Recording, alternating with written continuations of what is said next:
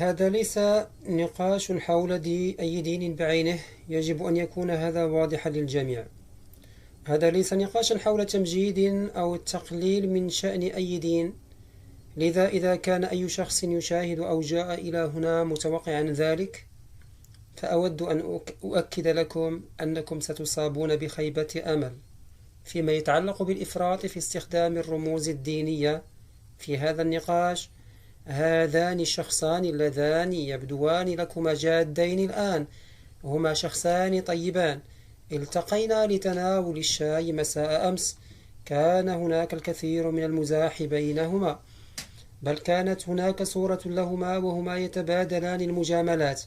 هذا دليل على أنه بالمقارنة بالضجة على الإنترنت فقد اتفق هذان الشخصان على نقاش جيد جدا وهادئ. نقاشات تويتر تقتصر على تويتر يا ألان. ماسك يناديه بإكس هذه الأيام. والآن سأبدأ هذا النقاش مع هذين العالمين، مع أنهم غنيون عن التعريف إلا أنهم قد يحتاجون إليه. نتعلم في الصحافة ألا نفترض صحة العلم مطلقا. يقول الشيء نفسه.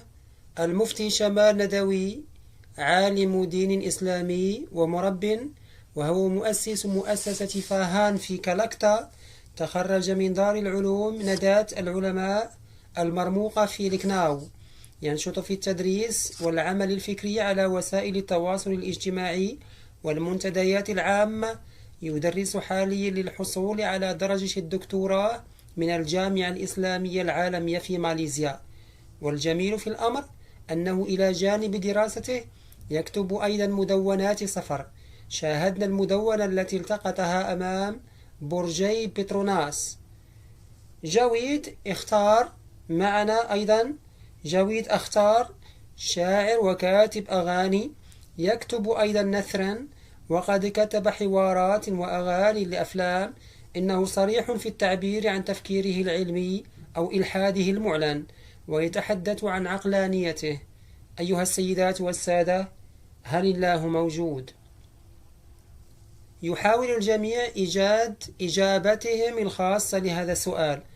البعض يسميه اكتشاف جسيم الله، يسميه البعض اكتشاف جسيم الله، ويسميه البعض الآخر اكتشاف بوزون السداسي. ويحاول البعض إيجاد إجابة لهذا السؤال: كيف وجدت الكتلة؟ ماذا حدث؟ قبل الخلق؟ قبل الزمن؟ ما هي؟ ويقول البعض: كيف تطور الدماغ الذي تحدث فيه كل هذه الاكتشافات في مسار الطبيعة؟ آمل أن نتمكن اليوم من إيجاد بعض الإجابات لهذه الأسئلة الجوهرية. أدعو المفتي شمال ندوي إلى المنصة أولا. تفضل سيدي. أرجو منكم البدء بالتحدث. يرجى وضع هواتفكم على وضع الطيران أو الوضع الصامت. تأكدوا من ذلك، فقد يصبح الأمر مزعجا أحيانا.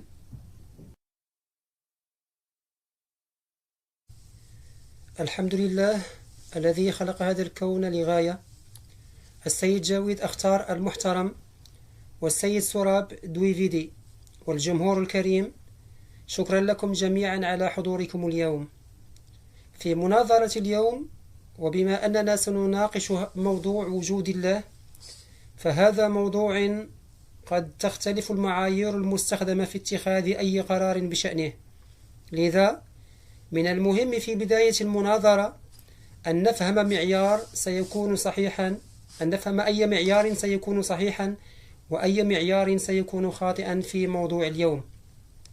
أول معيار، أعتقد أن السيد جاويد اختار المحترم سيلجأ إليه سريعا، هو العلم.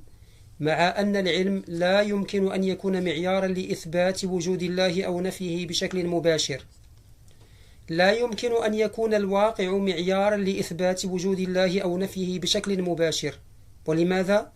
لا أقول هذا، بل يقوله خبراء العلوم. تقول الأكاديمية الوطنية للعلوم إن العلم لا يملك الوسائل اللازمة لإثبات وجود الله أو نفيه. لماذا؟ لأن العلم يهتم بالأدلة التجريبية، والأدلة التجريبية تهتم بعالمنا الطبيعي والمادي. بينما الله غير مادي وفوق الطبيعة. لذلك لا يمكنك اختبار الواقع غير المادي بالأدوات التي غرضها دراسة الواقع المادي. لذلك في نقاش اليوم لن تقبل الأدلة العلمية لإثبات وجود الله أو نفيه، وجوده أو نفي وجوده. معيار آخر قد يكون الوحي، أي من خلال الوحي نثبت وجود الله من عدمه، لكن هذا المعيار أيضا غير ذي صلة اليوم. لماذا؟ لأن الوحي مصدر للمعرفة بالنسبة لي، مصدر صحيح، لكنه ليس كذلك بالنسبة لجاويد أختار صاحب. لذلك في نقاش اليوم لن أقدم أي دليل من أي كتاب ديني حتى لا يفرضه جاويد أختار صاحب.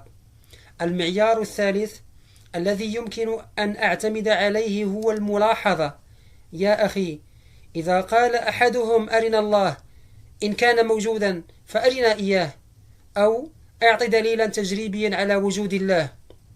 هذا في الواقع استخدام للأداة الخاطئة، كأن يطلب جاويد صحاب من المفتي أن يكشف البلاستيك باستخدام جهاز كشف المعادن. هذه المرة لا يمكن الكشف عن البلاستيك، إذن البلاستيك غير موجود. كلا، أنت تستخدم الأداة الخاطئة، لا يمكن الكشف عن البلاستيك بهذه الأداة. أعتقد أن المطالبة بدليل تجريبي على وجود الله مطلب طفولي، وقد تجاوز السيد جاويد أختار المحترم هذه المرحلة بكثير، لأن المعيار الوحيد المتبقي هو العقل، المنطق، أي الاستدلال، هو المعيار الذي سيثبت أو ينفي به وجود الله. ولكن بما أن هذا موضوع بالغ الأهمية وحساس للغاية، يجب أن تكون الحجة المنطقية قاطعة وليست مبهمة، يجب أن تكون واضحة وضوح الشمس، كما أن 2 زائد 2 يساوي 4 يجب أن يكون من المستحيل منطقيا رفضها. على سبيل المثال، لنفترض أن السيد سوراب صحاب المحترم إنسان، وكل البشر كائنات واعية، فما هي النتيجة؟ هل سوراب صحاب أيضا كائن واع؟ هل هو كائن؟ هل هو دليل غير محدد أم دليل محدد؟ هل هو دليل محدد؟ إنه أشبه بجمع 2 و2 مهما يكن في هذا، فلا يمكن رفضه منطقيا. لذا لو أن جاويد أختار صحاب قدم اليوم دليلا عقلانيا وبراهين منطقية على عدم وجود الله، حتى لو كان دليلا محددا، فأنا أعلن أنني سأقبل هذا الدليل بالتأكيد وسأدرسه. لكنني أعلن أيضا كتنبؤ أنه لا يمكن لأحد أن يقدم دليلا قاطعا كهذا. سنقدم الدليل القاطع، سنقدم أدلة منطقية، سنقدم أدلة لا يستطيع العالم الملحد بأكمله دحضها. والآن لنفكر في مثال، سيناريو بسيط. أطلب منكم أيها الحضور، أنا وأنتم على جزيرة معزولة، جزيرة لم يسبق لأحد أن وطئها قبلنا. أثناء سيركم ترون فجأة كرة وردية اللون أمامكم. ما هو أول سؤال يتبادر إلى أذهانكم؟ لماذا هذه الكرة هنا؟ كيف وصلت إلى هنا؟ لماذا لونها وردي؟ كان من الممكن أن تكون بأي لون آخر، لماذا هي بهذا الشكل؟ كان من الممكن أن تكون بأي شكل آخر. بطبيعة الحال ستستنتجون أن أحدهم صنع هذه الكرة بهذه الخصائص المحددة ووضعها هنا، بما أنكم تعلمون أن هذه الكرة ليست بالضرورة موجودة. كان من الممكن أن تكون موجودة، وكان من الممكن أن لا تكون، ولو كان لا بد لها من الوجود لكانت موجودة بشكل مختلف، لكانت موجودة بلون مختلف. الآن تستمرون في تكبير هذه الكرة، تستمرون في تكبيرها حتى تصبح بحجم الكون. قل لي، هل سيتغير السؤال مع ازدياد الحجم؟ لن يتغير إطلاقا، سيبقى السؤال مطروحا: من أين أتى الكون؟ من أين أتى بهذه الخصائص تحديدا؟ لماذا أتى؟ من خلقه؟ سيبقى هذا السؤال صحيحا، لكن إذا طرحنا هذا السؤال على السيد جاويد أختار، لأن نظرته للعلم إلحادية، وليس نظرته هو فقط، بل جميع الملحدين والنظرات الإلحادية للعالم. إذا سألت شخصا يتبنى هذه النظرة من أين أتى الكون، فسيكون جوابه إما استدلالا بالجهل أو استدلالا عقائديا. سيقول إما أنا لا أعرف من أين أتى، لذلك الله غير موجود، هذا استدلال بالجهل، أو سيقول الكون وجد من تلقاء نفسه، هذا يعني أن الكرة كان ينبغي أن توجد من تلقاء نفسها، لكن هذا التفسير فيما يتعلق بالكرة لن يقبل، لكنه سيقبل فيما يتعلق بالكون. بعبارة أخرى يمكننا أيضا أن نسميه عقيدة إذا سألته، لأن نظرته للعالم إلحادية، وليس نظرته هو فقط، بل نظرة جميع الملحدين والنظرية الإلحادية. ثانيا سيعطي جاويد اختار صحاب بالتأكيد مثال إله الفجوات، إله الفجوات، وسيعطي أيضا مثالا على أنه في العصور القديمة كان البرق يضرب، لذا نسبه الناس إلى إله، والمطر إلى آخر، لم يكن لديهم دليل. هذه ليست نظرتنا للعالم، هذه ليست نظرتنا للعالم على الإطلاق، لأنه بمعرفة تفسيرها عملية الظواهر الطبيعية كيف يثبت ذلك أن الله غير موجود. إن شاء الله سأناقش هذا بمزيد من التفصيل، سترون هذا أيضا أيها السادة، وأتوقع أن يقدم سيدنا المحترم جاويد أختار صحاب بالتأكيد حججا عاطفية، وهي مغالطة منطقية عندما يتعلق الأمر بتحقيق الحقيقة، بتحديد الحقيقة. لماذا؟ على سبيل المثال سيقولون إنه إذا كان الله موجودا فلماذا يوجد الشر؟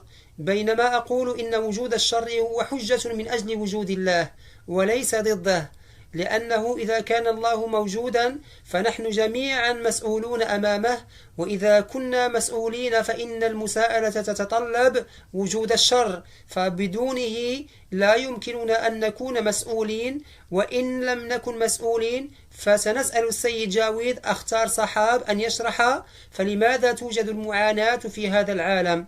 إذا كان الله غير موجود فلماذا توجد المعاناة؟ وماذا عن أرواح أولئك الذين بعد المعاناة يشعرون بروح الانتقام ثم يغادرون هذا العالم هكذا؟ هل ستكون كل معاناتهم عبثا؟ والآن لنعد إلى المثال نفسه. إذا سألني أحدهم من خلق هذه الكرة أو هذه الكرة الممتدة المتمددة من خلق هذه الكرة، سأقول ذلك لأن هذا الكون وكل ما فيه مشروط يعني أنه يعتمد على شيء ما في وجوده. إذن من الواضح أن هذا الكون مشروط، وإذا كان هناك شيء غير مشروط فأرجو منك أن تريني ما هو الشيء في الكون غير المشروط. دعونا نلقي نظرة ونرى. وعندما توجد الأشياء المشروطة فعندئذ وفقا مصطلحات الفلاسفة نصل إلى نقطة ونصل إلى ذلك الكيان. شكرا لكم سيدي. أود أن أطلب من السيد جاويد أختار، هل ترغب في الجلوس والتحدث؟ نعم. أولا أود أن أشكر المفتي ببعض الأخبار السارة. معرفتي بالعلوم محدودة للغاية، فلا تقلق بشأن ذلك، لكن لدي بعض الحس السليم. انظر، مفهوم الله ليس مفهوما جيدا، إنه موجود منذ قرون.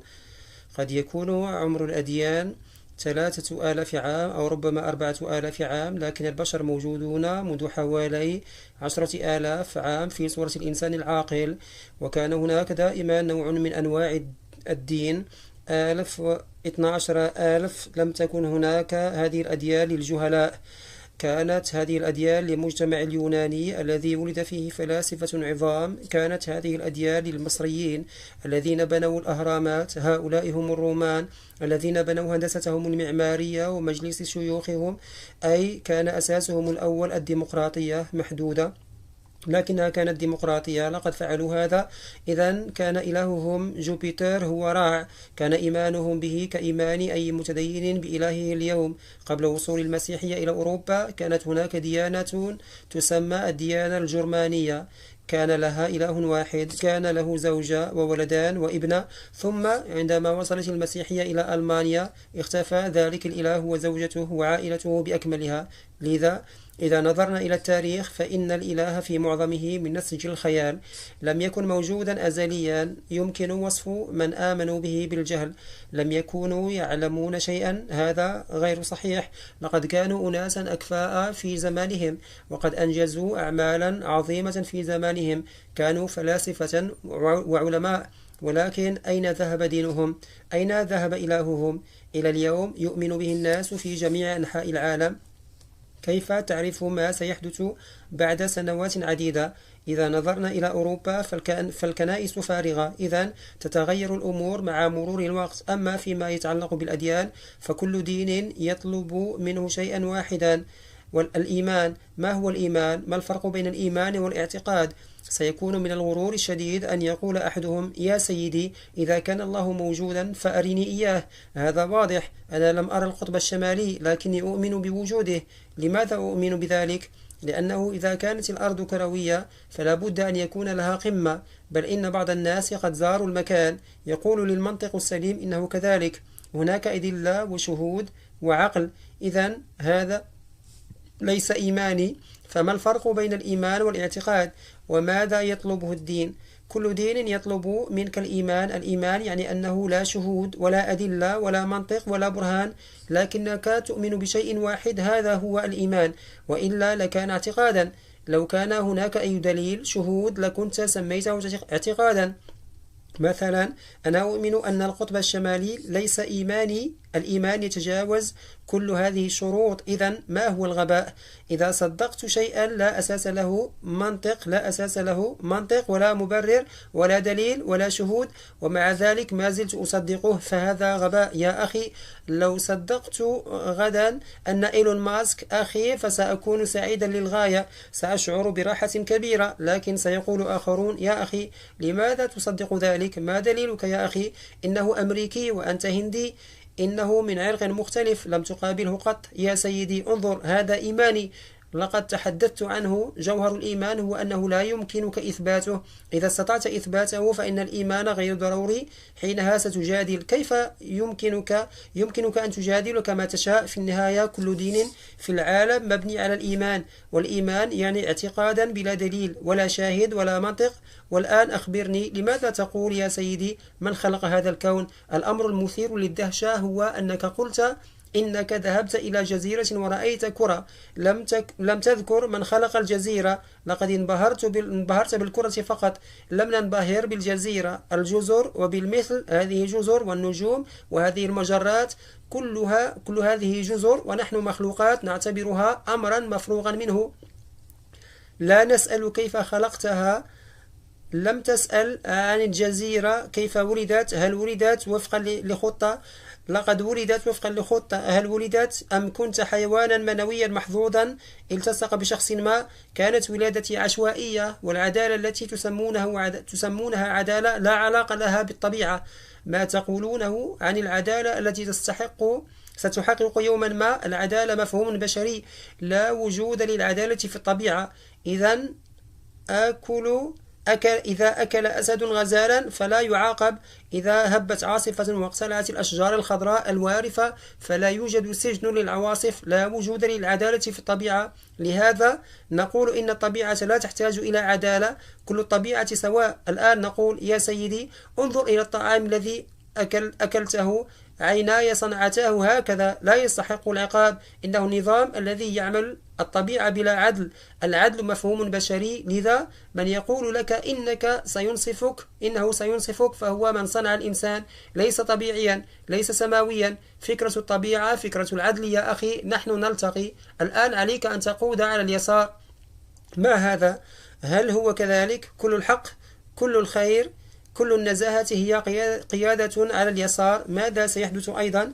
إما أن تتخذ قرارا وتتسبب في حادث، أو ستقتل شخصا، أو سيحدث ازدحام مروري. الكذب والخداع والرشوة، كل هذه الأشياء القيادة داخل وخارج، لا شيء فوقها. نحن من خلقناها كما فعلنا، لقد خلقنا الحياة على اليسار. مفهوم العدالة هذا خاص بنا ولا علاقة له بالطبيعة. يأكل الأسد غزالا فيسجن، فهل لهذا علاقة بالأمر؟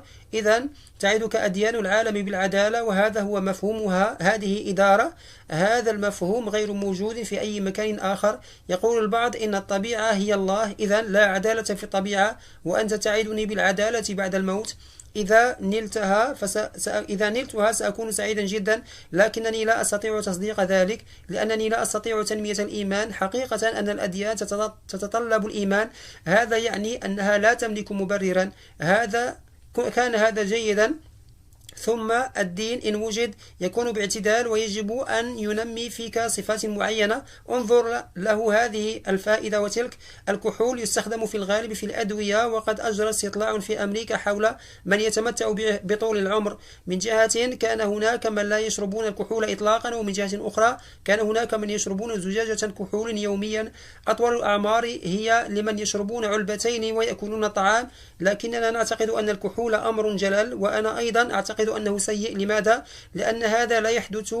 بعض الأشياء تصبح عادة، وهذا أمر رائع. لم يشرب أحد الحليب قط، حتى لو قابلته بعد 10 سنوات سيظل يشرب الكأس نفسه. ليس الأمر كما لو أنه يشرب الحليب منذ الصباح. لم أرى مدمنين على الكحول. مدمنون الكحول موجودون بالفعل. إنها طبيعة الدين. إنه ينتشر تماما كما ينتشر السرطان، تماما كما ينتشر الكحول. لا بد أن هناك من يستخدم استخداما صحيحا. أنا متأكد من أن مفتينا واحد منهم. سعدت جدا بلقائه، لكن كم عدد الأشخاص الذين يعيشون في ظل هذا الدمار الذي نراه في العالم اليوم؟ ما مدى تأثير المؤمنين بالدين في حياتهم؟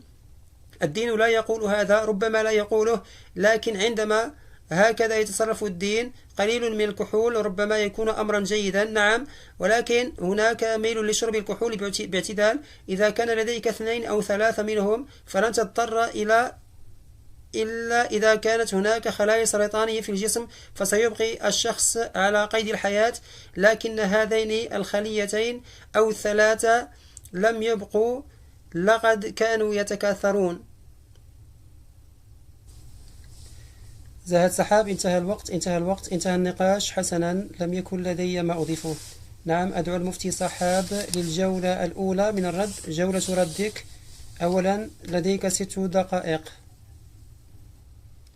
جزيلا لك يا جاويد صحاب، لقد تأثرت كثيرا بعد الاستماع إليك. نحن نستمع حسنا الآن. دعنا نشرح الأمر منطقيا بعد الشيء. في الواقع لقد طلبنا هذا بالأمس سيد المفتي وجاويد صحاب، أن تكون اللغة الهندوستانية مفهومة للجميع، وإنما استخدمت كلمات صعبة يرجى شرحها.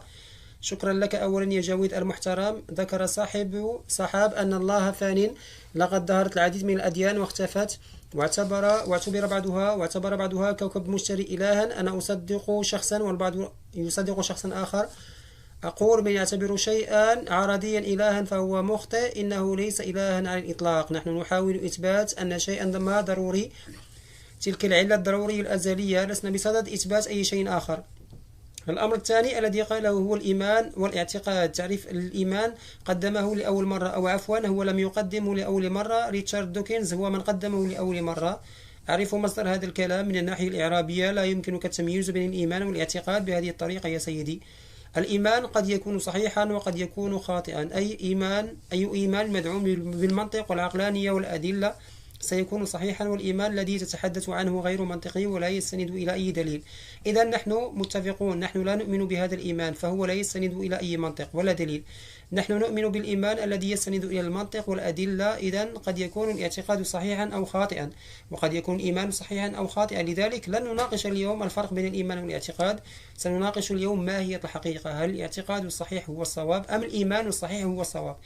وما هو الاعتقاد الخاطئ؟ يدور النقاش حول هذا. أما السؤال الثاني الذي طرحه فكان ما هو الغباء؟ إذا لم يكن الإيمان والدين غباء فماذا يكون إذن؟ ما هو الغباء؟ أقول إن الغباء هو الإلحاد. السبب هو أنك تسير في شارع وتذهب إلى حديقة، فترى مكتوبا عليها بالزهور: أحب جاويد أفتار، وأنا أحبك حقا يا سيدي، لذا عندما تصل إلى هناك أخبرني، هل ستقول يا للعجب هذا الشيء طبيعي؟ ما هذا الشيء الطبيعي؟ لا، إنه مصمم بدقة متناهية، هناك مصمم وراءه، لذا إذا لم يتقبل أحدهم حقيقة بديهية مفادها أن الكون يعمل بدقة متناهية لنقول إنه وجد من تلقاء نفسه، أعتقد أنه لا يوجد استقرار أعظم من هذا. هذا غير منطقي. ثم قال معلمنا: لقد ركزتم على الكرة وليس على الجزيرة. من خلق الجزيرة؟ أنا أستخدم مثال الكرة لشرح هذا، والكرة احتمالية والجزيرة احتمالية، كلاهما يتطلب وجودا ضروريا. وقال أيضا: لا عدل في الطبيعة. نحن ممن نحدد ما هي الأخلاق، ما هو العدل. نحن من نحدد، كما لو أن الله لم يحدد ما إذا كان ذلك في مقعد القيادة أو في زحام المرور. هذا ما يسمى بالمساواة الزائفة، إنه مغالطة منطقية. لقد استخدمت مثال القيادة وحركة المرور، هذه أخلاق ذاتية، لا يمكن استخدام الأخلاق الذاتية كمثال وفرضها على الأخلاق الموضوعية. العدل هو الأخلاق الموضوعية. إذا قلت إنه لا عدل في الطبيعة فإن غياب العدل أمر طبيعي. إذا كان طبيعيا فلندع الطبيعة كما هي. لماذا نسعى جاهدين لتحقيق العدل في العالم؟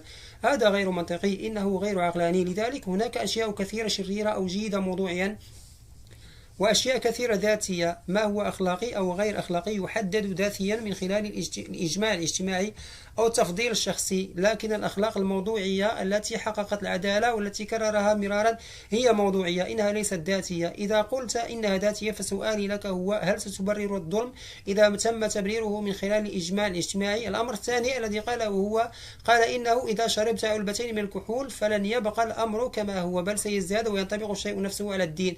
إذا شربت علبتين سيزداد، لذا فهو مثال يمكن تطبيقه في أي مكان آخر، حتى على الإلحاد. عندما تأخذ علبتين من الإلحاد فسوف ينمو ليصبح مثل كوريا الشمالية.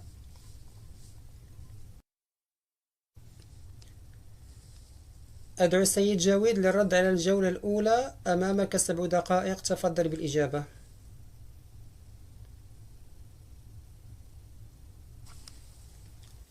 يسرني أن السيد مفتي قد أقر بأنه لا عدل في الطبيعة، لذلك فكل ما لم يصنعه الإنسان ليس منصفا.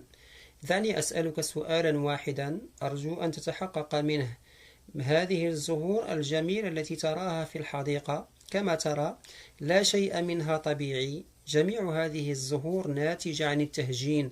الزهور التي تنمو في الغابة عادية جدا، أما تلك التي تراها في الحديقة وتعجب بها فهذه من صنع الإنسان، زهور مختلفة لقد طورت عن طريق تهجين أنواع مختلفة من الزهور، تم تهجينها مرة أخرى بهذه الطريقة. زهور طبيعية؟ لا، لن ترى ورودا في أي غابة مهجورة، جميعها من صنع الإنسان.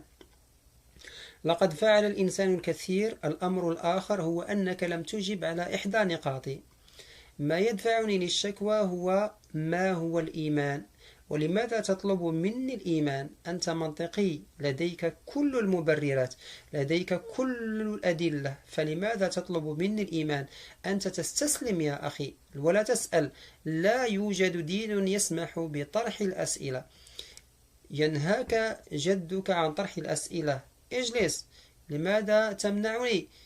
تقول الحقيقة هي ما هو تاريخ البشرية؟ تاريخ البشرية هو أنه كان هناك نوعان من الناس في العالم، أحدهما عبد جشعه، والآخر حارب جشعه أو جهله واكتشف حقيقته. ما تقوله اليوم؟ تتساءل كيف خلق الكون. كان الناس يتساءلون كيف تغرب الشمس ثم تشرق من هنا، وأنت مستعد للتراجع خطوة إلى الوراء والإيمان بأنها أبدية. أنا مستعد لقبول ذلك يا أخي. تقبل الأمر وقل لا تشكك فيه. من أين أتت هذه القوة؟ ستظل موجودة دائما. إذن ما المشكلة في الإيمان بالكون؟ توقف خطوة إلى الوراء. سواء أكان موجودا أبديا أم لا، لا نعلم، وقولنا إننا لا نعلم يعني أننا لا نعلم. الأمر المذهل هو أن جميع أديان العالم تعرف كل شيء. كيف خلق هذا العالم؟ كيف ستكون نهايته؟ ماذا سيحدث بعد الموت؟ إنهم يعلمون كل شيء. إنهم لا يعلمون أن الديناصورات كانت موجودة من قبل. لم يكن أحد يعلم في أي كتاب ديني في العالم لا يوجد ذكر للديناصورات، لكن كل شيء آخر معروف عن كيفية خلق الكون في 4 دروس سهلة. وكل شيء آخر، من يدعي معرفة كل شيء فهو مخطئ. يجب أن نتحلى بهذا في الواقع. يجب أن نتحلى بالتواضع لنقول إننا لا نعرف الكثير من الأشياء، لكن لا ينبغي أن نكون مهووسون بها. لا تدعوا جشعنا يسيطر عليكم. يجب أن نحاول الاكتشاف. العالم سيدي، أنت جالس هنا، هذه القاعة، هذه الكهرباء، هذا الميكروفون، الطائرة التي أتيت بها، السيارة التي أتيت بها إلى هنا، كل هذا خلق على يد من طرحوا الأسئلة. هذا العالم الذي تنعم فيه بالراحة اليوم، هذا خلق على يد من طرحوا الأسئلة. وفي كل مرحلة وصفت أسئلتهم بالسخافة والخطأ. عليك قراءة التاريخ. هناك كتاب شيق للغاية لبلاتون يتحدث فيه عن الدين والعلم. منذ متى الدين ضد العلم؟ والتطرف في ذلك أنهم عارضوا المحرك البخاري، وأصدر الفاتيكان فتاوى ضده. لذا بمجرد أن يصل هؤلاء اليمينيون إلى السلطة في أمريكا يقولون ما يشاءون عن أنفسهم. ماذا عن البذور يا أخي؟ يا بني، ماذا عن البذور التي ليست بذورا؟ لا يا أخي، الأبحاث على جسم الإنسان متوقفة. الجمهوريون لا يسمحون بها. يا أخي، لماذا أنت خائف جدا؟ مما تخاف كل هذا الخوف؟ في قديم الزمان كان جميع هؤلاء المتدينين غاضبين جدا من هذا الإنسان. إنه يحاول خلق إنسان. ما مشكلتك يا أخي؟ إذا كان بإمكانه الخلق فدعه يخلق. ما هذا الخوف؟ وكل ما تقوله اليوم مستحيل. كيف حدث هذا؟ أتذكر قصة حدثت عندما كنت في الصف السادس. كنت ضعيفا جدا في الرياضيات، لذلك تم تعيين معلم علمني العد من 1 إلى 7. لا أستطيع نسيان ذلك اليوم الذي أخبرني فيه ما هو النصف وما هو 3/4. شعرت كأن رأسي سينفجر. هذا الرجل يطلب مني أن أذهب إلى داخل الجدار لأتمشى. أضحك على هذا اليوم. إذن اليوم أمور تفوق إدراكك تماما وتفاجأ برؤيتها. سيأتي وقت تبدو فيه تافهة، وهذا هو تاريخك البشري. لا تتخذ كل هذه القرارات بسرعة. تحلوا ببعض التواضع، فنحن لا نعلم ما الذي يتبادر إلى ذهنك. إلى أي مدى يمتد هذا الكون؟ منذ متى وهو موجود؟ إلى متى سيدوم؟ نحن لا نعلم. أنت من قررت متى بحسب رأيك. خلق منذ حوالي 14 مليار سنة، وهذا مفهوم. يمضي الكون. ماذا كان يفعل الله لآلاف المليارات من السنين قبل ذلك؟ صامتا، كان جالسا هنا يأخذ أنفاسه، ثم خطرت له فكرة لنفعل شيئا. ستقضي وقتا ممتعا في التفكير في الكون. فكر في الأمر. ألم يكن موجودا دائما؟ لم يكن الكون موجودا منذ الأزل؟ لقد خلق. وماذا كان موجودا قبل ذلك؟ ما كان الغرض منه؟ ما هو؟ الأمر بسيط للغاية. لقد تعلمنا عنه تدريجيا حتى اليوم. في مكان ما بين 2000 و 2500 عام مضت أخبرك أحدهم بماذا كان وصدقته، ومنذ ذلك الحين وأنت تصدق ما قيل قبل 2500 عام. لقد تغير كل شيء. تحل الأمور الآن. لا يدعي العلم أي شيء.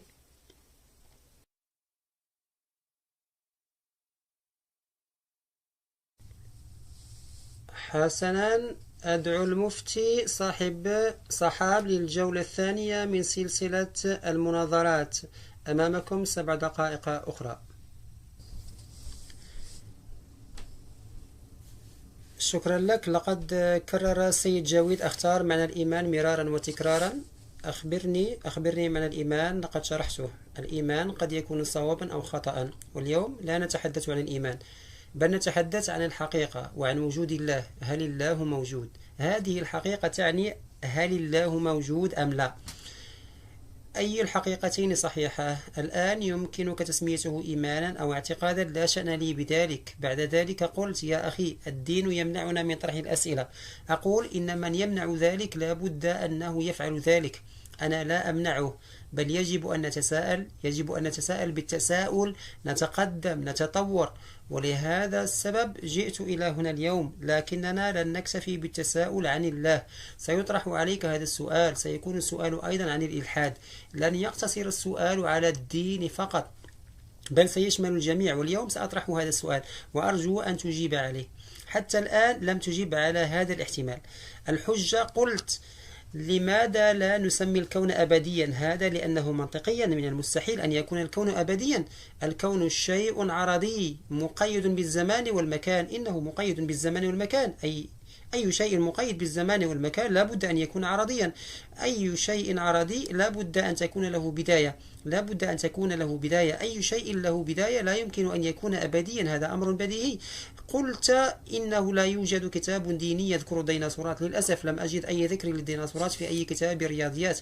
هل يعني أن هذا أن كتاب رياضيات عديم الفائدة؟ لا، ليس هذا موضوعها. ليس الهدف من كتب الثورة والكتب الدينية تعليمك كيفية صنع دراجة أو إخبارك بموعد وجود ديناصورات. إنها موجودة لتعليم الأخلاق وللحديث عن الله. أما الكتب غير الدينية فهدفها تعليمك حقيقة الواقع المادي. الدين يعيق العلم، لا يعيقه. إن كان يعيقه فهو خاطئ. الدين يعيق العلم الذي يشارك فيه شعبنا. هناك فرق بين العلم والنزعة العلمية. النزعة العلمية هي أن تفهم أن العلم والمنهجية العلمية هما المصدران الوحيدان للمعرفة. هذا هو النزعة العلمية، نحن نرفضها وندعم العلم. يا أخي عليك أن تقرأ تاريخنا كاملا. إذا قرأته ستكتشف على أي حال هذا موضوع آخر. بعد ذلك قال كلمة واحدة: أصدر الفاتيكان فتوى. لا علاقة للفاتيكان بالفتوى، كلاهما كلمتان متناقضتان. ثم قال: يا أخي لا نعلم. إذا كنت لا تعلم فقل بوضوح أنتم لا تعلمون. ما الضرر في ذلك؟ هذا ما أقوله، أليس كذلك؟ يجب أن تقولوا إنكم لا تعلمون. ولكن لماذا تدعون أن الله غير موجود؟ يجب أن تقولوا إنكم لا تعلمون. قد يكون الأمر كذلك وقد لا يكون، لكنكم كنتم تدعون. في اللحظة التي تقولون فيها إن الله غير موجود يصبح هذا ادعاء، والآن يقع عليكم عبء الإثبات كما يقع علينا. وسأشرح السبب من الناحية الفلسفية. الادعاء ليس مجرد ادعاء إيجابي أو ادعاء سلبي، وبالتالي لا يقبل عبء الإثبات. على سبيل المثال، إذا قلت إنه لا يوجد أحد في تلك الغرفة فقد ادعيت المعرفة. لا يوجد أحد في تلك الغرفة لقد ادعيت المعرفة. يمكنني إما أن أقول إنني لا أعرف، لا يمكن أن يكون هذا ليس ادعاء، ولكن عندما أقول إنه لا يوجد أحد هناك أو أقول إن هناك شخص ما هناك فكلاهما ادعاءان، وعبء الإثبات يقع على كليهما. نحن أيضا لدينا عبء إثبات. لقد عرضت حجة الاحتمال لنحلل الأمر. آخر ما قاله كان: ماذا كان يفعل الله قبل 150 عاما أو ملايين سنين قبل خلق العالم؟ مرحبا سيدي، حسنا سأجيب على أي حال. أنت شخصية مرموقة، لو لم تكن موجودا لما استقبلتك هكذا الزمن قبل 100 عام أو بعد 100 عام، قبل، بعد، الآن، كلها كلمات تتعلق بالزمن. بدأ الزمن بعد بدء الكون. إذا ماذا كان يفعل الله قبل ذلك؟ هذا سؤال منطقي، هذا مغالطة. أنت تقول إذا ماذا كان يفعل الله قبل خلق الكون؟ قبل خلق الزمن، مرتبط بالزمن، لم يكن الزمن موجودا في ذلك الوقت. لذا هذا السؤال نفسه باطلا فيما يتعلق بالله. ثانيا، حجة الاحتمال التي عرضتها عليك لقد أثبتت هذا مرارا وتكرارا، وتقول الآن إنه إله ثغرات. انظر، لم أكن أعرف ذلك من قبل، لقد أثبته العلم. سأشرحه بمثال بسيط. دعني أعطيك المثال. أيا كان ما يستخدمه العلم لإثبات الثغرات التي تتحدث عنها فسيكون ذلك مشروطا، سواء أكانت قوة أو مادة أو طاقة. لذلك سيظل سؤالنا قائما حتى في ذلك الوقت إلى أن تصل إلى نقطة الوجود الضروري، والتسلسل اللانهائي غير ممكن بسبب الأسباب في العالم العملي. إذن هذا واضح. علينا أن نتوقف عند نقطة ما، وحيث نتوقف فهذا هو الله. الأمر الثاني الذي قلته، ماذا كنت أقول؟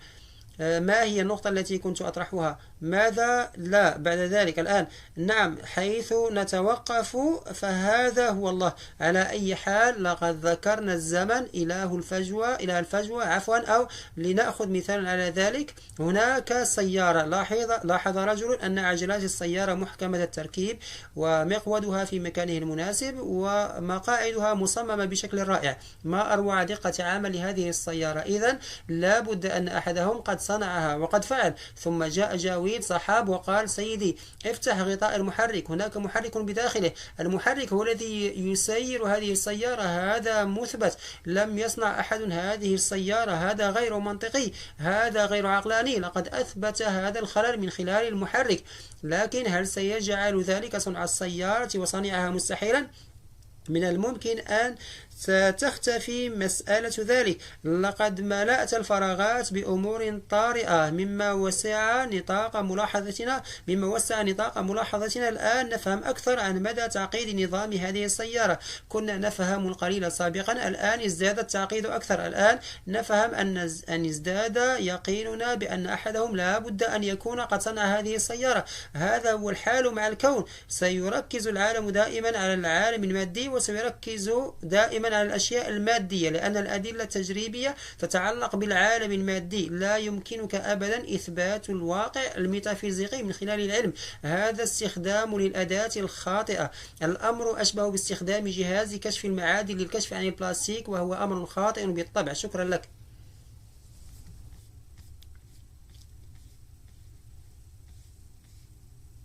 أولا دعني أسألك، قلت إنه عندما لم يكن الكون موجودا لم يكن هو موجودا أيضا، لم يكن هناك شيء. كيف لم يكن موجودا؟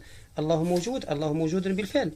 إذن عندما كان الله موجودا لا بد أن الزمن كان موجودا أيضا. ليس الأمر أنه لم يكن هناك شيء، الله موجود. حسنا، بقية ما قلته يا سيدي أثبته أنت. هل لديك أي منطق أم أنني لا أملك أي منطق؟ ليس من مسؤوليتي إثبات وجود الله. لقد طرح بيرتون راسل نقطة مهمة جدا. إذا ادعيت لك أن إبريق الشاي يدور حول القمر أو المريخ، فليس من واجبك إثبات عدم وجود إبريق الشاي، هذا واجبي. لقد طرحت هذا الادعاء.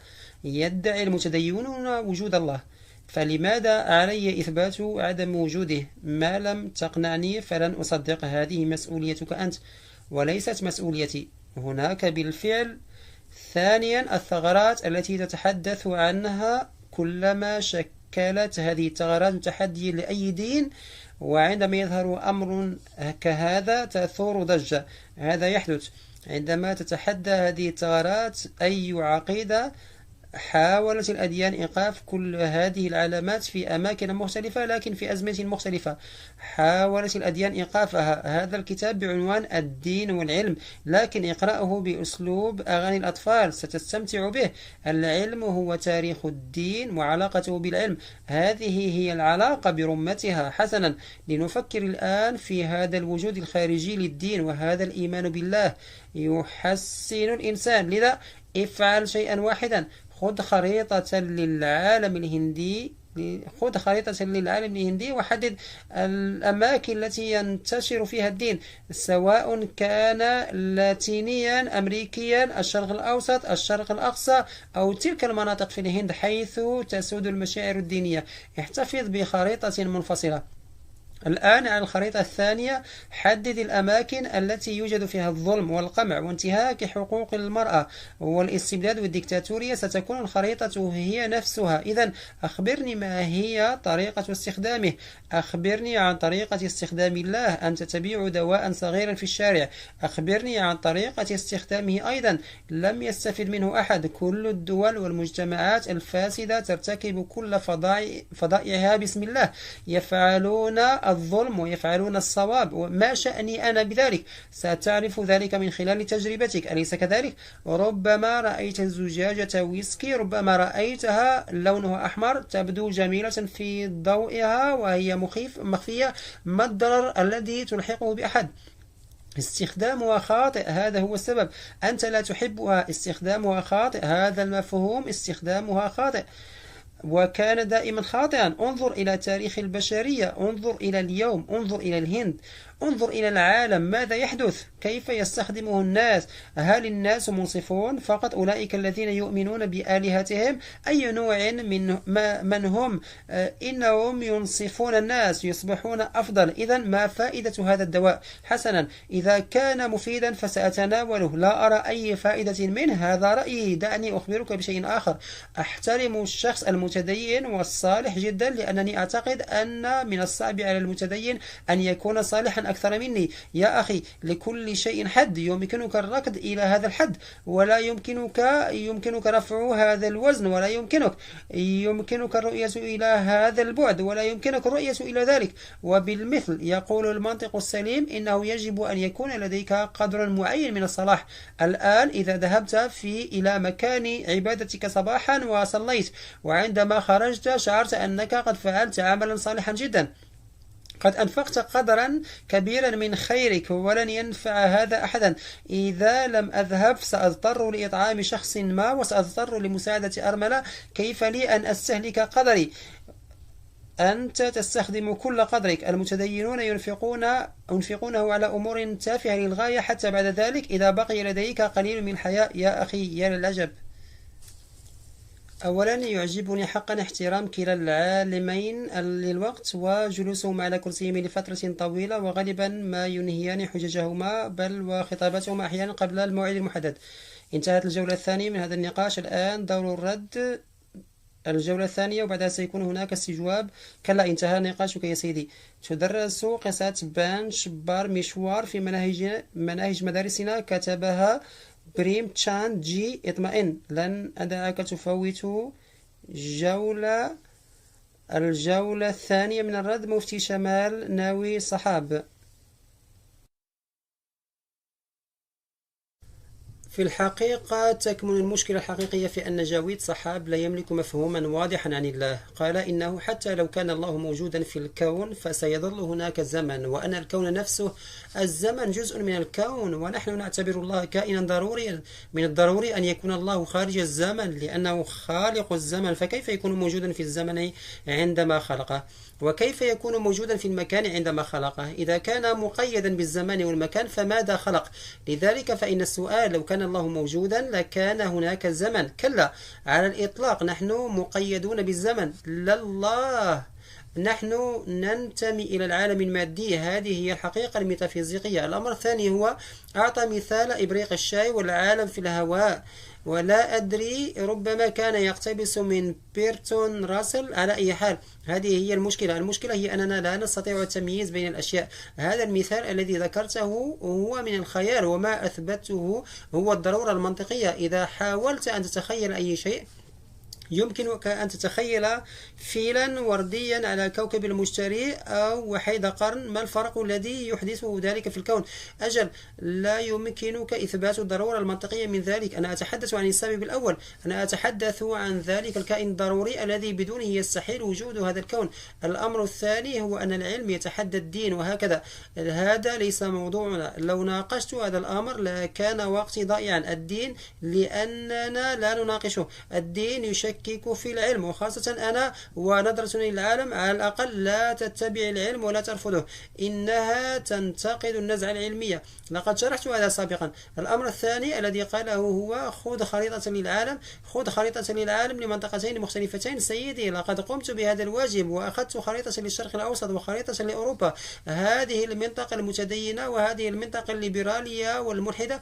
اكتشفت أن أعلى عدد من حالات الاغتصاب موجودة هناك. علمت هذا من تقرير للأمم المتحدة. أنا لا أقول هذا من بيتي. النساء العاملات في الدول الأوروبية يمثلن 81% من النساء اللواتي يتعرضن للتحرش الجنسي في العمل. هذا لا يحدث في الشرق الأوسط، هم متدينون، ولهذا السبب لا يحدث. الأمر الثاني الذي ذكرته هو أن المتدينين يجدون صعوبة أكبر في أن يكون الإنسان صالحا من أن نكون نحن صالحين. إنه أمر بالغ الصعوبة. لذا هل يعني هذا أن لديك معيار للخير والشر غير الله؟ أود مناقشة هذا الأمر في حوار مفتوح. شكرا جزيلا.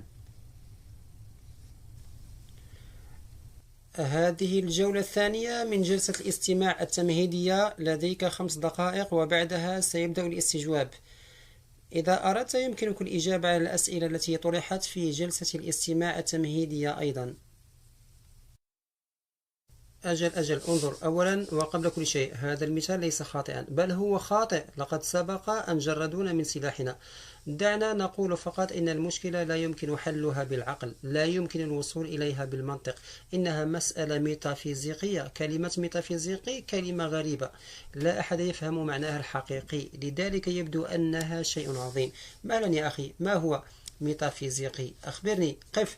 إنها كلمة تستخدم في كل مكان. عندما تطرح وجهة نظر وتجادلني لا تقل لي إنها ميتافيزيقية، لقد أثبتها لي منطقيا. وإذا لم تتحدث منطقيا يا سيدي هذه المسألة مادية، فماذا نتحدث عنه إذن؟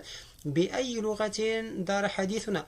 وإذا كنت تقول إن الزمن لم يكن موجودا من قبل، فلماذا تقول إنه كان موجودا دائما وسيظل موجودا دائما؟ كيف تقول إنه كان موجودا دائما وسيظل موجودا دائما؟ لقد كان موجودا دائما وسيظل موجودا دائما. إذا لم يكن هناك زمن فكيف يمكن أن يكون موجودا إلى الأبد؟ كيف يمكن أن يكون موجودا إلى الأبد؟ على أي حال دعني أنظر في هذا. قلت إن هناك حالات اغتصاب أكثر هناك، فلننظر إلى شيء واحد. من يحكم العالم؟ إنه قوي للغاية، من لا تحرك إرادته ورقة شجر، هو كلي القدرة. كيف يسير العالم؟ وما حال هذا العالم؟ أطفال دون سن 10 ماتوا في الحروب، يموت الأطفال جوعا في القدر الأسود أو الطاعون، ويموتون بالدفتيريا. الدفتيريا مرض غريب، تبدأ شبكة من المخاط بالتشكل حول الحلق، يتحول لون الطفل إلى الأزرق، طفل مسكين لأنه رجل له صديق مقرب. هذا هو القدر المستقر الذي يكشف ذلك. تطلبون منه البركة، يفعل هذا لنا ويفعل ذلك. إذن هذا يعني أنه يتدخل في حياتنا اليومية وهو يراقب هذا. إذا كان موجودا حقا للمناقشة، فعندما أنظر إلى العالم لا أحترمه. ماذا تفعل؟ أنت القدير، أنت كلي القدرة، أنت كلي الوجود، لا بد أنك موجود في الصولجان، أليس كذلك؟ أنت في كل مكان. كنت تشاهد كيف يتمزق الطفل، كنت تشاهد وتريد أن أصلي من أجلك، وأنت تفعل يا رئيس الوزراء. الوزير أفضل منه، إنه على الأقل يفكر في الأمر. إلى من تصلي؟ إن كان موجودا فهذا العالم مليء بالظلم والقمع والاستبداد والعنف. ولا تقل إنه يراقب، سيخبرك يوما ما إذا كان يراقب ولا يتدخل. فلماذا تصلي؟ تقول أن هذا عملي الذي يجب أن تقوم به. هذا يعني أنه يستطيع التدخل، يستطيع أن يجد لك وظيفة ويجدها لك، حتى لو لم يحصل عليها شخص آخر سيقوم هو بعملك لأنك صليت من أجله.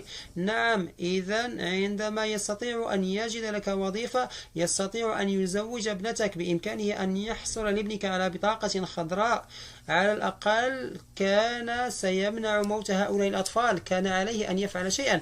أريد أن أعرف من يملك هذا العالم. إنه حاكم كلي، وهذا هو حال العالم. أفضل أن لا يكون لي أخ، وإن كان له أخ فهذا عار. شكرا. سيداتي وسادتي، انتهت جولتان من هذه المناظرة بالإضافة إلى ردين، والآن الجزء الأهم، وبدأت أصعب جولة من الاستجواب. الآن سيختبر هؤلاء العلماء، وسيختبر أيضا مدى تهذيبهم، وقد حددنا مدة 16 دقيقة. السؤال الأول الذي تود تطرحه. نعم بالطبع، لقد طرحته أولا. نعم، يمكنك أخذ الميكروفون لتحريكه من أسفل يديك. نعم أقصد، هل يمكننا تحريك هذه النردات قليلا؟ حرك النردات للخلف بسرعة قليلا فقط. حسنا، من فضلك حرك هؤلاء الأشخاص الجالسين على اليمين واليسار. لن نتطرق إلى ذلك الآن. حركوهم ببطء إلى كلا الجانبين. في هذه الأثناء عليكم تحضير أسئلتكم. يرجى ملاحظة أنني سأبدأ بتلقي الأسئلة من هنا. عليكم رفع أيديكم، اذكروا أسماءكم وأكملوا أسئلتكم في 3 جمل كحد أقصى. كثير من الناس يبدأون بإلقاء الخطابات بدلا من طرح الأسئلة، دعونا نتجنب ذلك. نعم يا مفتي صحاب، سؤالك الأول مدته 16 دقيقة، سنتلقى أسئلة منكما. نعم. نعم، شكرا جزيلا. ما قلته للتو كان مهما للغاية، أود مناقشته بتفصيل أكبر، ولكن بما أن هذا جزء من الاستجواب فإن السؤال الأول هو: ما كنت أخبرك به عن حجة الاحتمال طوال هذه المدة؟ كنت أشرحها منطقيا يا سيدي. أخبرني إن كنت تعتبر التسلسل اللانهائي بالتأكيد ممكنا، أم أنك تعتبر وجود كائن ضروري صحيحا، لأنه لا يمكن أن يكون هناك إلا خياران يمكنك فعل ذلك. أخبرني بصراحة. أنا أفهم كلمة احتمال جيدا، وحتى الآن الكلمات الإنجليزية التي استخدمتها تبدو لي صعبة ومعقدة بعض الشيء، لذلك من فضلك اطرح هذا السؤال بلغة بسيطة. بالتأكيد أستطيع. كون كل شيء في الكون مشروطا يعني أن وجوده يعتمد على شيء ما، لا يمكن أن يكون مستقلا. إذا كان كذلك فلا بد أن يكون له سبب. إذا ما رأيك في هذا التسلسل اللانهائي؟ هذا يعني سببا فوق سبب، سببا فوق سبب، وأحيانا سببا آخر، أي أنه يستمر بلا نهاية.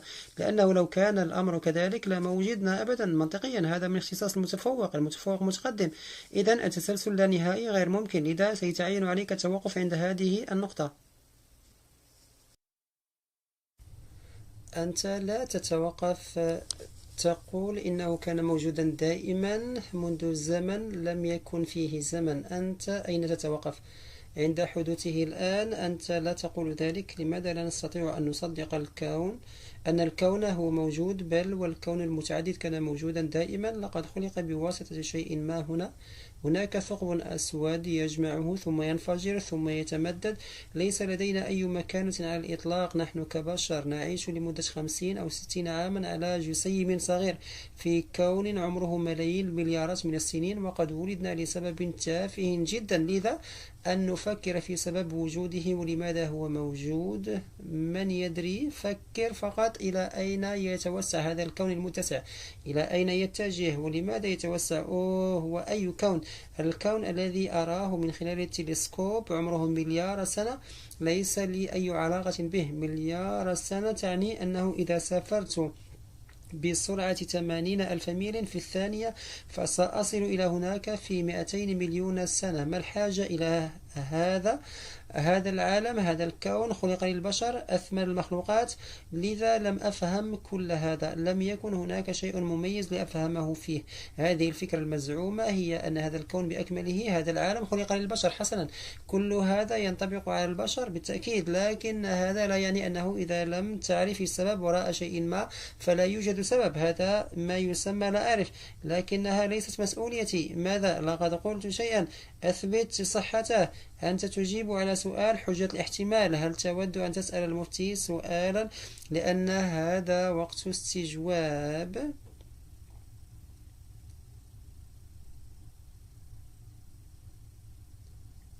كما قلت سابقا، شيء عن الإيمان أود أن أسأل. مهما كانت الثورات التي أحدثها الله، لم يحدثها في دين واحد بل في العديد من الأديان. هناك ثورات مختلفة في بعض الأماكن، توجد بعض الأمور، وهناك تناقضات أيضا في بعض الأماكن. يمكن فعل شيء وفي أماكن أخرى لا يمكن أن يفعل أي شيء. ليس الأمر أن المبادئ الأخلاقية للجميع واحدة. لذا ما هذه القصة؟ أنا أحيانا أشعر أن كل نهائي كرة قدم يحضره ملايين الناس ثم يغطيه التلفزيون. لو قال الله ببساطة أنا الله لسمعه الجميع على الفور وسمعوه على التلفزيون وانتهت القصة. ما هذا الأمر السري إلى هذه الدرجة؟ يجب أن تقدم لنا دليلا قاطعا. أخبرني يا سيدي، كيف وجد هذا الكون؟ كيف سيحل هذه المشكلة؟ سأسألك كيف وجد الله، ولماذا لا أسأل كيف وجد؟ في الواقع هو أذكى بكثير من الكون، هو دائما على حق. إذا قلت ذلك فسأقبله. ثانيا، ذلك كاد مخال، أي كادر مخال بمعنى القدير، يستطيع أن يفعل ما يشاء، يستطيع أن يؤمن لك وظيفة، يستطيع أن يزوجك من شخص صالح، يستطيع أن يساعد جارك على خسارة قضية، يستطيع أن يساعدك على الفوز. هو يفعل كل شيء. كيف يدير هذا العالم بميكروفون صغير؟ كيف يدار هذا العالم؟ ألا يثير هذا دهشتكم؟ أم أن العدالة ستتحقق يوما ما بعد نهاية العالم؟ سيتحقق العدل عندما يموت هذا الطفل الذي مزقته القنبلة إربا؟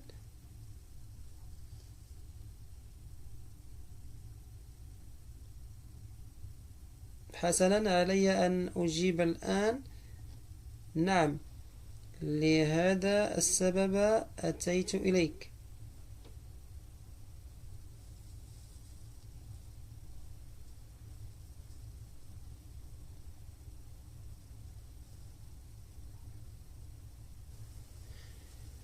أولا، ذكرت التوراة والكتب المقدسة، يمكن التحدث عن ذلك لكن لن أفعل اليوم لضيق الوقت، سنتناول هذا الموضوع لاحقا.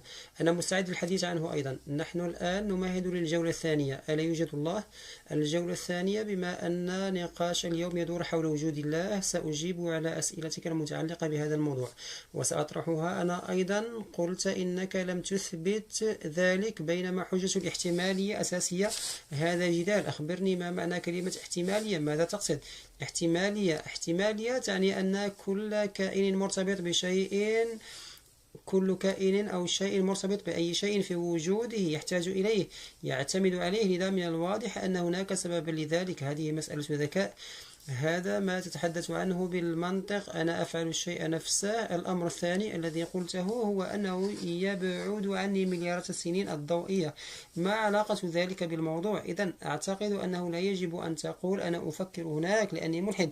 عليك فقط أن تفكر، لا تفكر ضمن نطاق محدود، بل فكر خارج الصندوق. سؤالك الثالث، لقد طرحت سؤالين أو ثلاثة، لا تقل مثل هذا الكلام. سيعترض عليك البعض قائلين ليس لدي الحق في التفكير بأي شيء. ليس لديك الحق، بل لدي.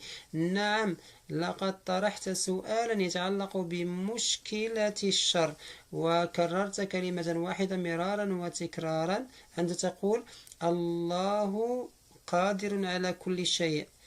الله قادر على كل شيء. هذا ما نحتاجه حقا إلى فهمه ما هو مفهوم الله. مشكلة الشر، وهي في الواقع مشكلة الشر تقوم على افتراضين. إذا فهمت هذين الافتراضين ستزول هذه المشكلة، ستفهم هذه الحجة، تنهار. النقطة الأولى وهي افتراضك الخاطئ الأول، هي أن الله رحيم وقدير. هناك ظلم في العالم، لكن عليك أن تفهم أنه وفقا لنظرتنا للعالم فالله ليس فقط قديرا ورحيما، بل هو أيضا حكيم وعليم. فهو عالم بكل شيء. هناك حكمة ومعرفة وراء ما يفعله. ليس من الضروري أن نفهم أنا وأنت هذه الحكمة والمعرفة، فأن نفهمها إذا كنت تتخذ قراراتك بناء على ما تفهمه، فهذه حجة من منظور محدود، ونحن نقبل هذا المبدأ في عالمنا، في حياتنا اليومية نقبل هذا المبدأ. عندما نذهب إلى الطبيب فإذا وصف لنا دواء لا نقول لماذا لم تصف لي هذا الدواء، لا نملك من العلم والحكمة ما تملكونه. لا نقول لن نقبل ذلك، نقبل بسلطته. لماذا؟ لأننا نعلم أنه عالم حكيم، وأنه أعلم منا وهو أحكم منا. قل لي من أعظم من الطبيب أو الله؟ الطبيب متعلم بالتأكيد. أولا سأستمع إليه، ثانيا هذه ليست الإجابة. سيدي من فضلك، إذا بدأ الجميع بالتحدث إلى الجمهور فلن يكون هناك أي جدوى. هل تقصد لأن الطبيب لأنك تؤمن بالطبيب أنك تؤمن بالله؟ ماذا؟ هذا المثال هو حجة لتوضيح الأمر لك، ليس لديك اعتراض عليه. إذن الأمر ببساطة هو إذا كنت أعتقد أن نمطا شاملا هو في مصلحته، موت هؤلاء الأطفال هو في مصلحته،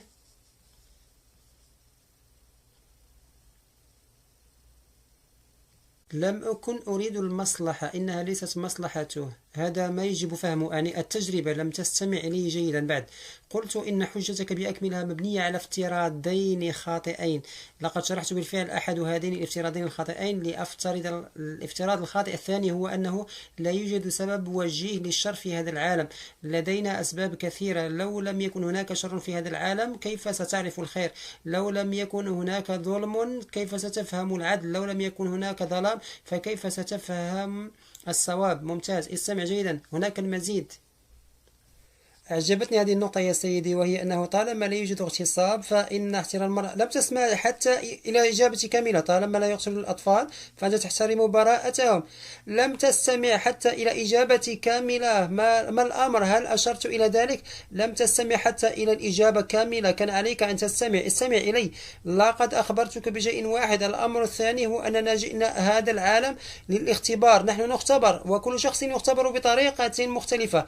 إذا كان الشر موجودا في هذا العالم فإن هذا الشر وسيلة لتنمية الصفات الإنسانية النبيلة فينا وللتقدم في مختلف المجالات.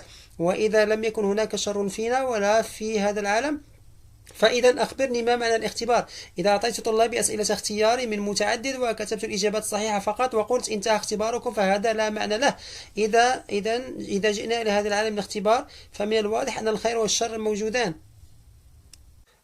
نعم، إذا كان الخير والشر موجودين فهذا يعني الشر أيضا من خلق الله. حسنا، هذا أمر جيد. إذن في الوقت الحالي أغلبية سكان العالم أشرار، لذا هذا الإله في الواقع يبدو لي أنه مع الشر.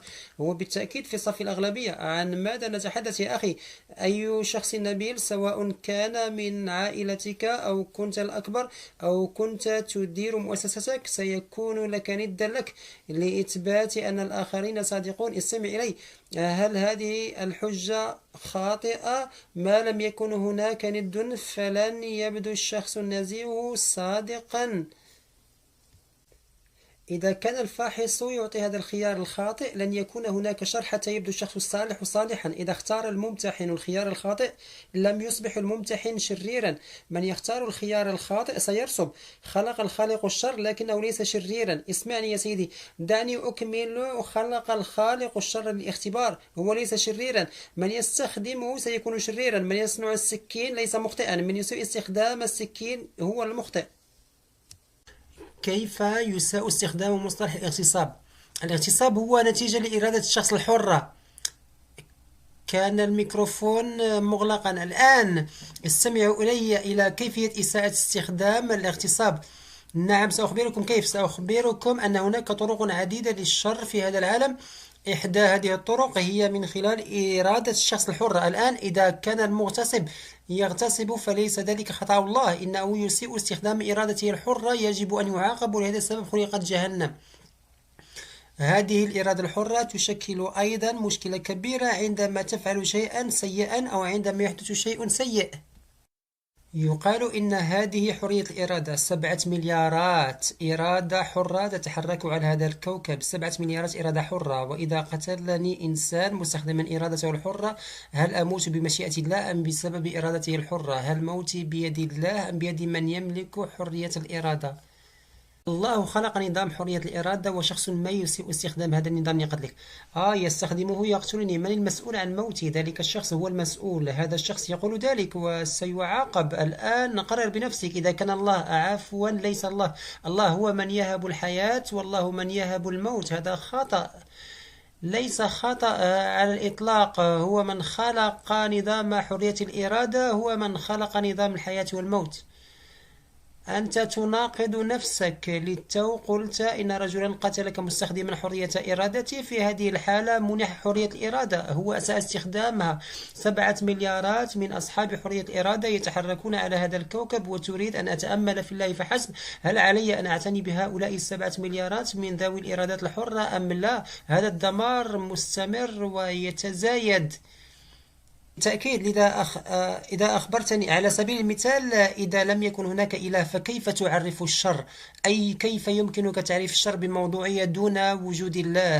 أخبرني يا سيدي، عرف الشر.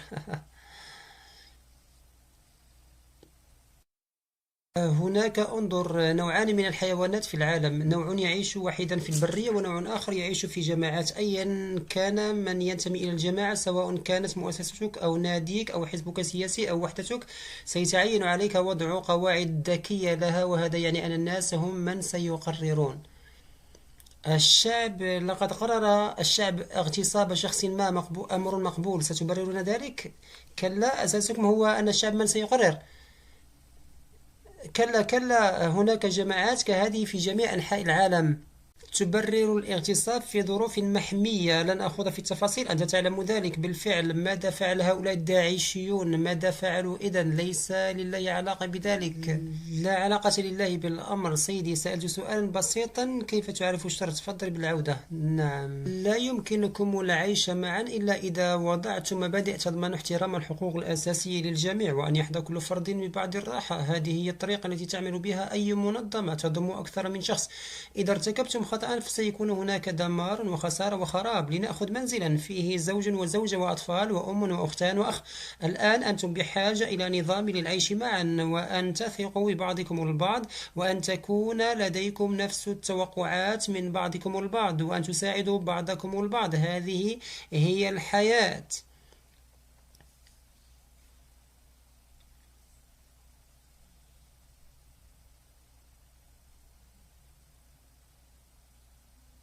سيدي، فهمت قصدك. أنت تقول إن الشعب سيقرر ما هو الصواب وما هو الخطأ. هل هذا ما ستقرره الأغلبية؟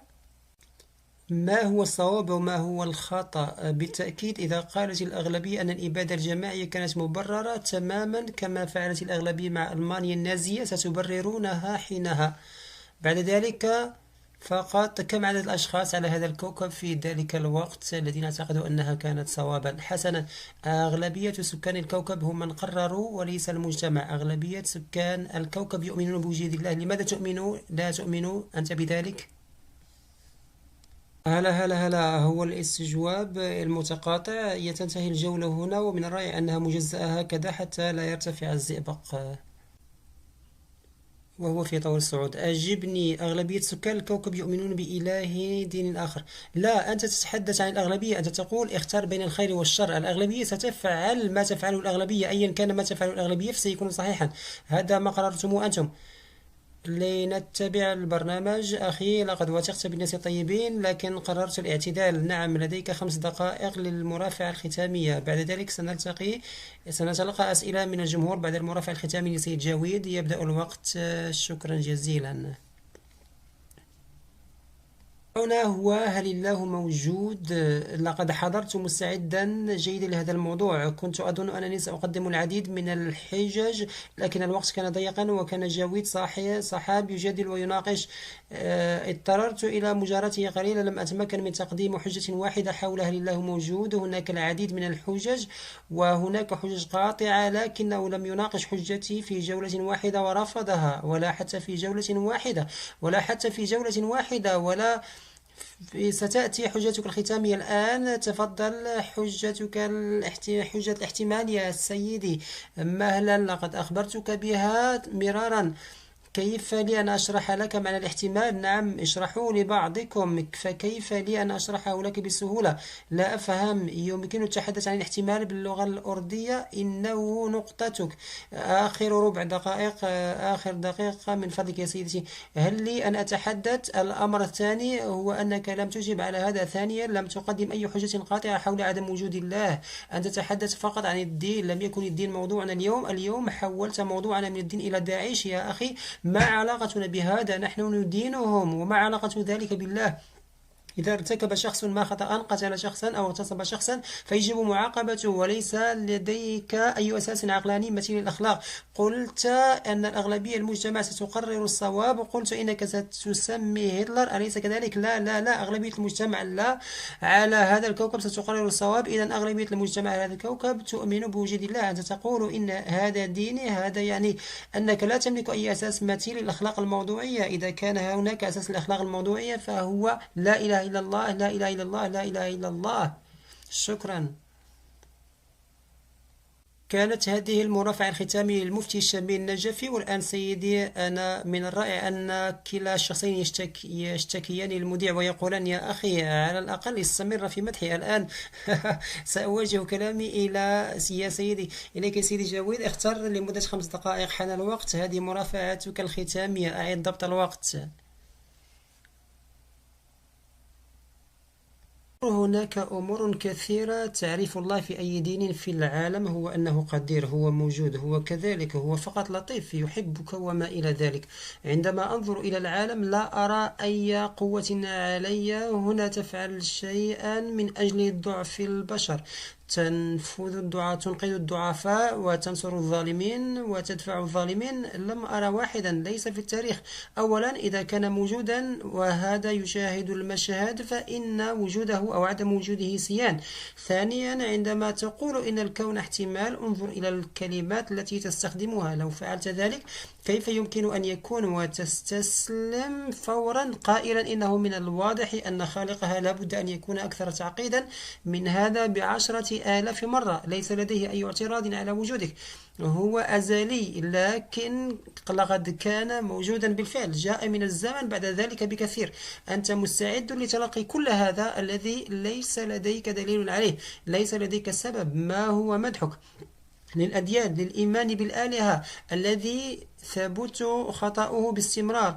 هل تقصد أنك تقول إنه في أيام الإسقوطيين كان الجميع جاهلين، كانوا يؤمنون أيضا بالله بنفس القناعة التي لم تعد موجودة؟ هذا أيضا لن يكون موجودا، اكتبه وسترى بالفعل علاماته في العالم. هل كان من الممكن أن يدور هذا النقاش هكذا قبل 100 عام؟ لقد أوصلناك إلى هنا. إذن سيدي إنه لا يحتاج إلى مساعدة، إنه رجل مكتف ذاتيا. لماذا تساعده؟ سيدي من فضلك، كل هذه الأشياء في مكانها صحيح، هذا مجرد حزمة، لست الوحيد الذي يؤمن بالله. هناك العديد من المظاهر المصاحبة لذلك، مظاهر مختلفة تأتي، هم الوحيدون الذين لطالما خلقوا في المجتمع. سأقدم لك عرضا مباشرا، عرضا. هناك 10 معتقدات مهمة في العالم، أنت تؤمن بواحد منها وليس 9. تؤمن أنت ملحد عند 9. أنت ترى 9 تماما كما يراها ريلس. إذن الشخص المتدين بنسبة 90% هو أيضا ناجح بنسبة 90%. لا يؤمنون بآلهة أخرى بل يؤمنون بإله واحد. 10% شخصيا، أنا شخصيا أقول للجميع إنهم مخطئون. إذا توقفت عن الإيمان فلديك فرصة لأنك على الصواب، وفرصة 90% لأن تكون مخطئا.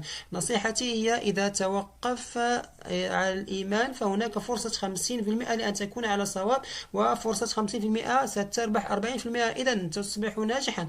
هذه فكرة سخيفة ستنتهي قريبا. قد لا يحدث هذا في حياتي، لكن سيحدث الأشياء التي وصفتها لهم ميتافيزيقية بهذه المصطلحات المحترمة.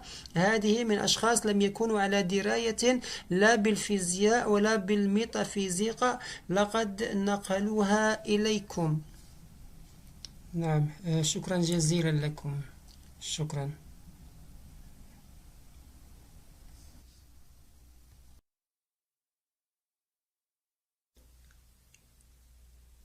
والآن ستبدأ الجولة الأخيرة من هذا الحوار. ستكون هذه المناظرة حول وجود الله بين المفتي شامل الندوي وجاويد أختر صحاب.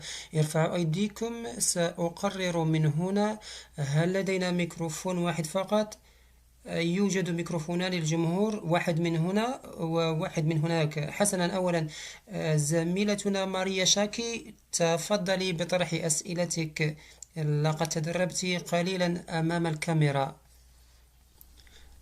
نعم نجفي صحاب، أنا أؤمن بالله. أولا أبدأ من هذه الفرضية وأقول لك هذا، أنا أؤمن، لكن هناك بعض الأسئلة التي طرحها السيد جاويد عليك الإجابة عليها. السؤال الأول هو أن أطفالا صغارا يموتون في غزة منذ سنوات.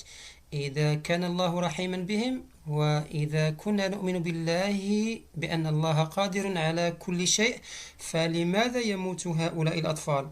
ثانيا، إذا تحدثنا عن الاحتمال، فلماذا لا يتكاثف جميع المسلمين لإنقاذ هؤلاء الأطفال في غزة؟ لأنهم لو أرادوا ذلك ولأن الله يحكمهم. إذا كان يحكم الجميع فلماذا لم ينقذهم؟ نعم، شكرا لك، شكرا جزيلا، لقد أحسنت. ذكرت هذا، سأحاول شرحه بشكل أفضل. انظر، كما قلت الأطفال في غزة يقتلون. انظر، هناك رؤيتان للعالم، إحداهما رؤية إلحادية والأخرى رؤية إيمانية. يموت الأطفال في كلتا الرؤيتين، لكن رؤيتنا للعالم تقول إن هناك جزءا هم يقولون إن موتهم سيكون عبثا، لا يوجد جزاء، لأنهم لا يفهمون الآخرة ولا الله. سألت الله رحيم، لماذا لا يمنعهم؟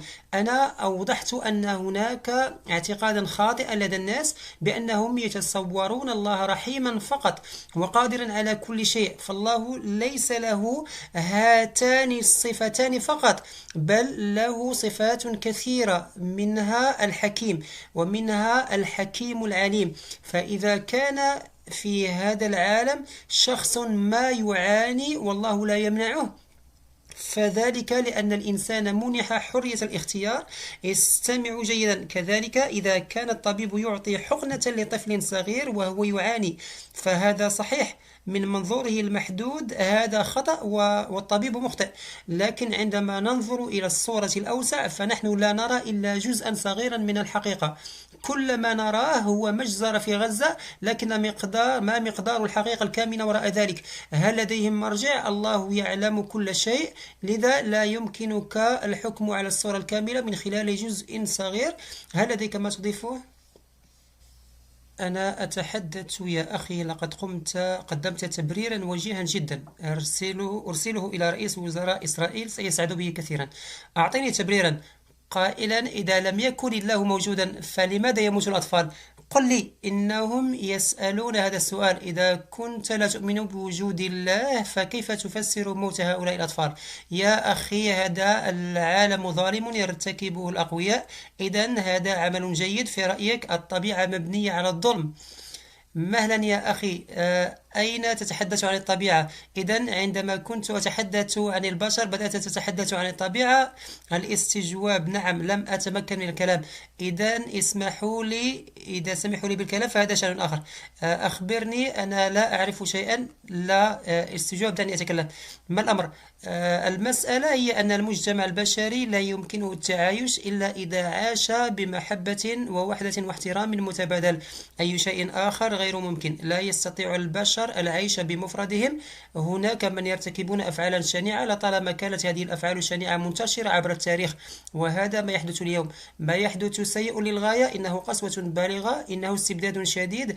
أخبره أن هؤلاء الأطفال سيحصلون على تعويض، أو هذا إنها حقنة تعطى الحقن لأغراض صحية. أنت تقول إن هؤلاء الأطفال الذين يفجرون إلى أشلاءهم حقن، هذا اختبار، وفي الاختبار سيخضعون للاستطلاع. يفوق خيالك. أنت تختبر طفلا في الثالثة من عمره بتفجيره بالبارود، يا للعجب. الأستاذ يوروشوتام أوغارول: يا مفتي صاحب، لدي طلب منك، على الأقل أنا أقوم بأمر ديني وفلسفي، أرجو منك القيام به. هناك تقليد ديني وفلسفي يعتبر الكون نفسه هو المطلق. سارفام خال إيدام براهان، هذا هو تشاندو أوبانيشاد، وهو ينفي تماما وجود الخالق وضرورته. بعبارة أخرى، ضرورة وجود خالق، الخلق نفسه هو الخالق. لذا دقيقة من فضلك، السؤال الثاني الذي طرحته للتو الذي تكرر مرارا وتكرارا هو أن الله أيضا عالم، كائن حكيم عليم بكل شيء. إذا كانت الحكمة تتضمن التسامح مع خطايا العالم وفضائعه، فهذا يعني إذا عارضت ذلك بإرادة الحرة فسيكون هناك تناقض بين حكمة الله وإرادته الحرة، لأنه عندما أعارض ما يفعله الكيان في غزة فأنا أعارض إرادة الله وحكمته. نحن نتقبل الإجابات مثل حكمة الله. لحظة من فضلك سيدي، كل جملة هي حكمة الله، مهما كان ما يحدث فهذا يحدث، أنا أعارضه، لذا فأنا أخالف حكمة الله. السؤال واحد. السؤال الثاني هو لا لديك سؤالين بالفعل. سؤال واحد يا سيدي، يمكنك طرح المزيد من الأسئلة لكنك تعطيني إجابتين. أولا قلت هذا، استمع إلي. اسمعوا، كل شيء على ما يرام ليس كذلك، الأمور ليست على ما يرام. سأخبركم بما يجري، من فضلكم ابقوا، سأخبركم ما الذي يجري، دعوني أكمل من فضلكم. لحظة من فضلكم، انظروا. هذا أشبه بنقاش طويل بيننا وقد تقرر وضع بعض القواعد لضمان أن يكون الحوار ضمن وقت محدد. يا أخي، أنت تقوم بعمل مهم للغاية، لكن بدخولك في إطار الكاميرا أنت تقطعها. حسنا، الآن علي أن أفرغ غضبي في مكان ما. آسف، لست. نعم، لقد طرح الأستاذ أسئلة أجب عنها، ويرجى مراعاة جميع هؤلاء الأشخاص. سؤالين. أولا، قلت إن لدينا مفهوما، ما مفاده أن هذا الكون هو في حد ذاته كائن ضروري، الخلق نفسه هو الخالق. ما مدى قصدية هذا؟ أنني سأوجد لاحقا ولكني موجود أيضا الآن، أي أنني موجود وغير موجود في الوقت نفسه. هذا غير صحيح. ثانيا، قلت إنه كانت إسرائيل معذرة، أرجو المعذرة، إسرائيل غير موجودة في فلسطين المحتلة. إذا كان الأطفال يقتلون في فلسطين المحتلة بسبب الإرادة الحرة، والله أليس من الممكن إيقاف هذا؟ هذا تناقض. قل لي طفل يكتب إجابة خاطئة في امتحان. اسمع، إذا أراد الممتحن فبإمكانه إيقاف ذلك، لماذا لا يوقفه؟ هل هذا تناقض أم لا؟ لا يا سيدي، هل هذا سؤالكم فيما بينكم؟ مايك أعطي المايك لقد منحت الإرادة الحرة للاختبار. لو لم تكن هناك إرادة حرة لقلتم إننا تحولنا إلى روبوتات. أعطوا المايك للسيد حتى يكمل سؤاله. لا أبدي موقفي، مهما كان موقفكم فأنا أعارض حكمة الله في ضوء إرادتي الحرة، أعارض الفظائع التي ترتكب في غزة في ضوء الحكمة البشرية. أنا لا أفعل ذلك يا إلهي، هذا لا يحدث إطلاقا. القتل هو نتيجة إساءة البشر لاستخدام إرادتهم الحرة. بالتأكيد الله لا يأمر به بل يمنعه. هذه هي المسألة، أليس كذلك؟ هل المفهوم واضح لك؟ يا أخي، لقد أخبرتني أن الحقن تسبب ألما للطفل. إذا أعطيت هذه الحقنة يا سيدي أو أدليت بمثل هذه التصريحات البلاغية فلن يفهم أحد. المسألة هذا مجرد كلام بلاغي وليس حجة منطقية يا سيدي. أنا آسف. ستكون الدقائق 30 الأخيرة صعبة للغاية. المفتي يجلس في المقدمة، أعطوه الميكروفون. حسنا، تاهون، احتفظ بالميكرو معك. أنت تعرف إطار الكاميرا. من فضلك أخبرنا باسمك. أنت من أمريكا. أعيش في شيكاغو. اسمي ياسر نديم الوجدي. أستاذ جويد، لدي سؤال لك بخصوص تسلسل لا نهائي. إنه سيناريو افتراضي. إذا كنت شاعر لأنك كان لديك شاعرا عظيما وكانوا شعراء لأنهم كانوا من قبلهم شعراء عظماء، وإذا استمرينا بالعودة إلى الماضي، إذا توقفنا في مكان ما، فأنا آسف لن تكون شاعرا أبدا، لكنك شاعر موجود. هذا يعني أنك توقفت في مكان ما. لذا سؤالي هو، هل تعتبر تسلسل لا نهائي للأسباب مغالطة منطقية أم لا؟ نعم أم لا؟ شكرا. لا أعتبره مغالطة منطقية، لكن مشكلتي هي أنه عندما لا أصدق ذلك فسأستمر بهذا المنطق الذي ليس مغالطة. تتوقف عند نقطة ما وتسأل كيف تشكلت هذه الكرة، كيف تشكلت هذه الجزيرة، كيف تشكل هذا المحيط، كيف تشكلت هذه الأرض، وفجأة تتوقف عند الله. بمجرد أن لا تسأل يا أخي، لابد أن خالق هذه الأشياء أكثر تعقيدا منها. كيف وجد؟ لقد وجدت فيه عزاء. هذا موجود دائما. لذا إذا كنت تؤمن بوجود الدائم فاقبل أن الكون كان موجودا دائما. فأين المشكلة؟ أين المشكلة لديكم؟ نعم، مايك أعتقد لم يكن المفهوم التسلسل النهائي. مايك دعه لنبدأ. حسنا، من فضلك انتبه المذيع قليلا. لا، لقد وضعته أنت، لقد وضعته. نعم، السيد جوهر رضا هنا موجود ويريد أيضا طرح السؤال. خذ الميكروفون وشغله. نعم، أعطيه الميكروفون. السيد رضا موجود هنا يريد طرح سؤال. اسمحوا لي أن أقول إنني أشعر بالخجل من الأطفال الذين قتلوا في غزة لأنهم قتلوا أمام أعيننا، لكن ما أحرجني أكثر هو شعوري بأن المفتي كان يبرر ذلك. ليس الأمر كذلك على الإطلاق. كما تعلمون ظننت أنني كنت مخطئا. ربما أنا أطرح السؤال الخاطئ. انظروا إلى السؤال. لو سمحتم لي أن أسأل جويد باي ثانية، فأنا أطرح عليه سؤالا. انظر يا سيدي، انتظر لحظة. سيدي انتظر مهلا. دعوني أقول لكم شيئا. أنا أتكلم قبل أن أتكلم. إذا قرر الجمهور فلا داعي لوجود محاور. كل ما أود قوله هو أن هذا النقاش يدور بين شخصين. من جهة المفتي صحاب. ومن جهة أخرى جاويد صحاب. على مدار الساعة والنصف الماضية عرض هذان الشخصان حججهما، قد تتفقون معهما أو لا، قد تتفقون. علمني أساتذتي أن يجب أن يكون هناك مجال للاختلاف في النقاشات المباشرة. أكن لك احتراما كبيرا سيد غور لما ألفته من كتب رائعة، تعليق علمي، ولكن أرجو منكم جميعا إذا علقتم على ما قاله هؤلاء الأشخاص فلن يكون هناك حد زمني ولا قيود. يمكنكم طرح الأسئلة مهما كان الموضوع المطروح في السؤال فليطرح. أسألك سؤالا يا سيدي، سؤال موجه إلى جاويد أختار، وسؤالي هو أن جاويد استخدم المنطق مرات عديدة ليقول إن هناك منطقا في العلم ولا منطق في الدين. أعتقد أن هناك منطقا في الدين أيضا، لكن أساس هذا المنطق هو أنك تتوقف، وهو ما ذكره جاويد مرارا، أي أنك تتوقف عند مفهوم الله، عند مفهوم الله، وطرح الأسئلة حول هذا الأمر ممنوع.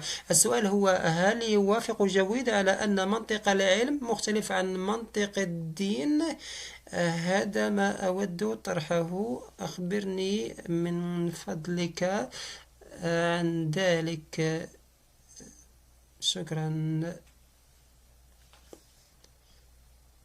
أخبرني يا سيدي. ثلاثة أشياء: هناك العلم، وهناك المنطق، وهناك الفلسفة، وهناك شيء واحد لا شيء وهو الإيمان، وهناك الاعتقاد. أنا لست مقتنعا بمنطق الاعتقاد. اشرح لي الأمر بالمنطق والعقل. أنا مستعد لقبوله ما الضرر الذي سيلحق بي، لكن لا يمكن الاعتماد على الاعتقاد. نعم، الاعتقاد يعني أن تقبله وتطرح الأسئلة، ليس أن تتحدث عن كل شيء. بعد الحديث عن العلم العظيم تتوقف عند نقطة واحدة وتستسلم لله. تستسلم. أنا لست مستعدا للاستسلام. نعم، هذا صحيح يا سيدي، إنه جالس في الأمام. أعطيه الميكروفون. أخي، كنت تريد أن تسأل هذا أليس كذلك؟ نعم، شكرا لك سيدي. ما اسمك؟ عاصم افتخار. عاصم افتخار، تفضل بالسؤال. سيدي، لدي سؤال للسيد جاويد. لقد ذكرت في هذا في كلمتك الختامية أن مستقبل الدين لن يدوم طويلا، لكنني أرى أن هناك دراسة أجرتها جامعة أكسفورد عام 2011 شارك فيها 50 أكاديميا، يقولون أن الإيمان بالله متأصل في الطبيعة البشرية والذي نسميه الفطرة، ويقولون إنه إذا اعتقد أي شخص أنه يستطيع تدمير الدين فهو مخطئ. فما رأيك في هذه الدراسة؟ أتفق مع ما يقولونه في هذا الشأن. أي أستاذ هذا؟ لديهم بيانات، لابد أن لديهم بيانات. ما نوع هذه البيانات؟ لا يمكن أن تكون لديهم بيانات للمستقبل، أليس كذلك؟ ربما لديهم بيانات. لقد سمعت عن بيانات تعود إلى 100 عام مضت، لكنني لم أسمع عن بيانات من بعد ذلك حتى الآن. هذا رأيهم وسيظل كذلك. حسنا، توجد آراء مختلفة في العالم، لكنني أعتقد أن الناس مع مرور الوقت يصبحون أكثر عقلانية ومنطقية. انظر إلى نسبة غير المؤمنين في أوروبا الغربية اليوم مرتفعة جدا. الكنائس هناك فارغة. إذن في النهاية لن يستطيع المرء أن يصدق أي شيء لفترة طويلة، سواء كان صوابا أم خطأ. ما لم يقتنع به عقله ومنطقه وعقله الباطن، إذا كانوا يقولون شيئا فلا بد أنه محرج. إذا كان ذلك من كاميرا فماذا يهمني؟ لا يمكن أن تكون بياناتهم متعلقة بالمستقبل. نعم يا ديباك، نعم. اسأل. سآتي الآن، سأذهب إلى الجهة الخلفية أيضا. سأرسل مايك إلى هناك لمدة أوكي. نعم، جاويد صحاب، لدي سؤال لك. أهلا يا أخي. إذا كان عليكم أن تقرروا، دع الجميع يقررون. لا يا سيدي، من فضلك لا تفعل هذا. لكل شخص الحق، لكن لا يمكننا إلا اختيار البعض. سؤالي يا سيدي، هؤلاء الشباب أيضا، فهل أنت شاب مثلهم يا أخي؟ هل أنت شاب أم لا؟ يقولون إنهم شباب أيضا. دعهم يدافعون عن شبابهم. نعم يا أخي. أود أن أسأل سؤالا تماما كما للمؤمنين بالله احتفالاتهم الخاصة. لديهم تجمعاتهم الاجتماعية، عيد الميلاد قادم، وهناك هولي وديوالي وعيد الفطر. ماذا يقدم الملحدون؟ أعني أرغب في الانضمام إلى الملحدين، لكني لا أشعر بالانجذاب لذلك. ما هي تجمعاتكم الاجتماعية؟ يقولون أن المتدينين أتباع الديانات المختلفة يحتفلون بأعيادهم، وأنتم بماذا تحتفلون؟ يقولون إن اتباع الديانات المختلفة لديهم أعيادهم الخاصة. هناك تواصل كبير. الآن دعني أخبرك شيئا. المؤرخون حاضرون هنا أيضا. سيدتي مريدولا، هل يمكنك إخباري إذا كان هذا صحيحا؟ كان قسطنطين ملكا يونانيا رومانيا، وبعد 400 عام من ظهور المسيحية قرر سأعتنق المسيحية، سيتم ضم مملكتي بأكملها. هكذا كانت الأمور في تلك الأيام. أيا كانت الديانة التي يعتنقها الملك كان الشعب يتبعه، لأنه أصبح مفلسا وكان بحاجة إلى المال من التجار المسيحيين الأثرياء على ساحل البحر الأبيض المتوسط. لذلك قال: يا رجل اعتنق المسيحية. فقال لوزيره: يا أخي، هذا تاريخ، الآن سنصبح مسيحيين. فقال: سيدي، سنصبح مسيحيين لا مشكلة، لكن المشكلة تكمن في أن مهرجان بيجام الذي يقام من 17 إلى 25 ديسمبر سيلغى. لذلك إذا أصبحنا مسيحيين فلن يحدث ذلك. سيشعر الأطفال بحزن شديد ويستمتع به العامة كثيرا، خاصة في 25 أي اليوم الرئيسي. فقال: نعم، أنت محق. متى ولد يسوع المسيح؟ أخبرني يا سيدي، هل كان في أبريل؟ لا، بل في 25 من ديسمبر. هذا صحيح. وبعد 400 عام من المسيحية نقلوا الاحتفال من أبريل إلى ديسمبر، لأنه كان يقام مهرجان، هذا مهرجان بيجام. الآن تحتفلون براحة. كانت جميع هذه المهرجانات دينية، يحتاج الجميع إلى قسم ترفيه لإدارة شركاتهم. لذا كانت هذه مهرجانات علمانية والتي سيطرت عليها الأديان. كانت موسمية مرتبطة بالمحاصيل والمزارعين. أخذتموها وأضفيتم عليها طابعا دينيا. لم تأتي هذه المهرجانات من أي دين. أنت وأنا نحن من نفس الخلفية. نحتفل بعيد الفطر، نحتفل بعيد ديوالي، نحتفل بعيد هولي، نحتفل بعيد الميلاد، يحتفل بأكبر احتفال بعيد هولي في صناعة السينما في مومباي في منازلنا. أكبر عيد يحتفل به في بيتنا. نعم، هذا تقليدنا الاجتماعي، إنه تراثنا. هذه الأشياء جيدة، احتفظوا بها وتخلصوا من الأشياء غير الضرورية. نعم، أهلا. سؤالي موجه إلى نادفي. كما قلت، الله فوق الزمان، والله كيان معقد لدرجة أن العقل البشري لا يستطيع إدراكه. والله قد وهبها الحياة مجانا على الأرض، فلماذا تضيع وقتك في الحديث عن الله؟ يجب أن نتحدث عن كيفية تحسين المجتمع. الله يرشدنا إلى كيفية تحسين المجتمع. أجيبك الآن. لم أقل أبدا إنه معقد. هذه كلمتك أنت. كلمة معقد لا تناسب الله. لماذا؟ لأن الأشياء المعقدة هي أشياء مادية. الله ليس شيئا يمكن اختباره في المختبر باستخدام الأدوات، أو إنه معقد للغاية. إنه ليس محرك سيارة. من الناحية الفلسفية الكائن الضروري هو كائن بسيط. نعم، أنت تعرف تماما ليس من الممكن معرفة كل حكمته وكل شيء، لأنه هو الحكيم المطلق وأنت لست حكيما مطلقا، وهو الله. وليس ضروريا أن يخبرك بكل شيء في هذه الحياة.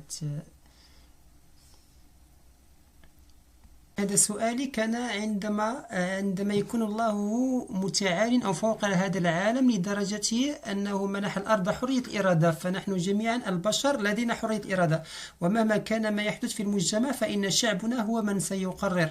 فلماذا يمتنع الشعب عن القرار؟ أن نقرر، أليس كذلك؟ شعبنا لن يقرر. الله هو خالقنا، وجوده يتجاوز الزمان والمكان، لكنه يختبرنا، وهو نفسه من يرشدنا إلى ما يجب فعله وما لا يجب فعله. لهذا من البديهي أننا سنستمع إلى الله، أليس كذلك؟ تلك السيدة التي تقف خلفك وترتدي نظارة، أعطيها المايك. نعم، أنت بالطبع، تفضل، أعطيها إياه.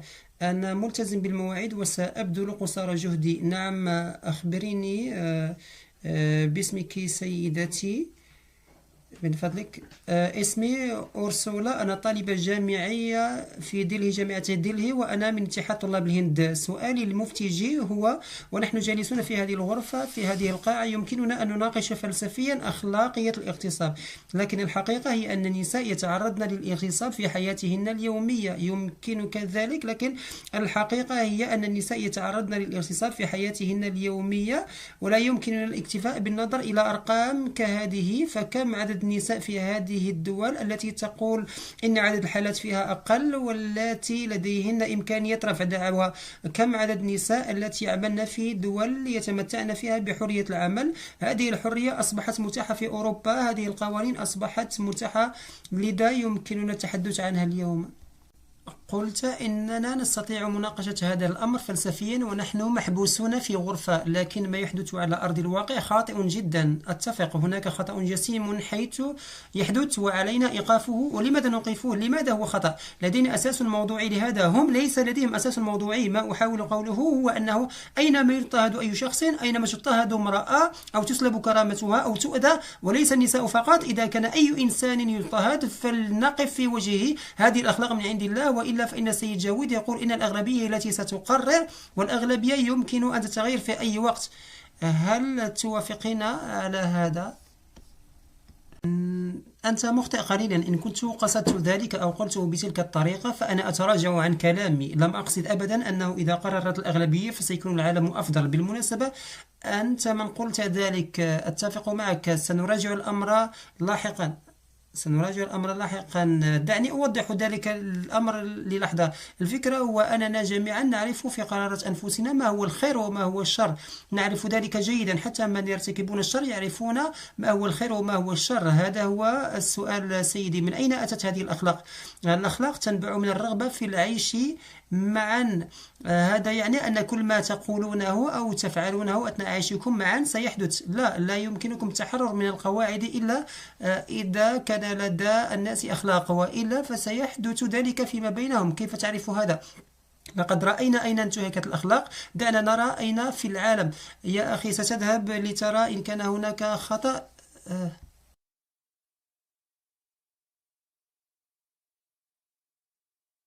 دعنا نرى أين أخطأت. سيدي، أنا نتحدث عن نظرية المعرفة وأنت تتحدث عن علم الوجود.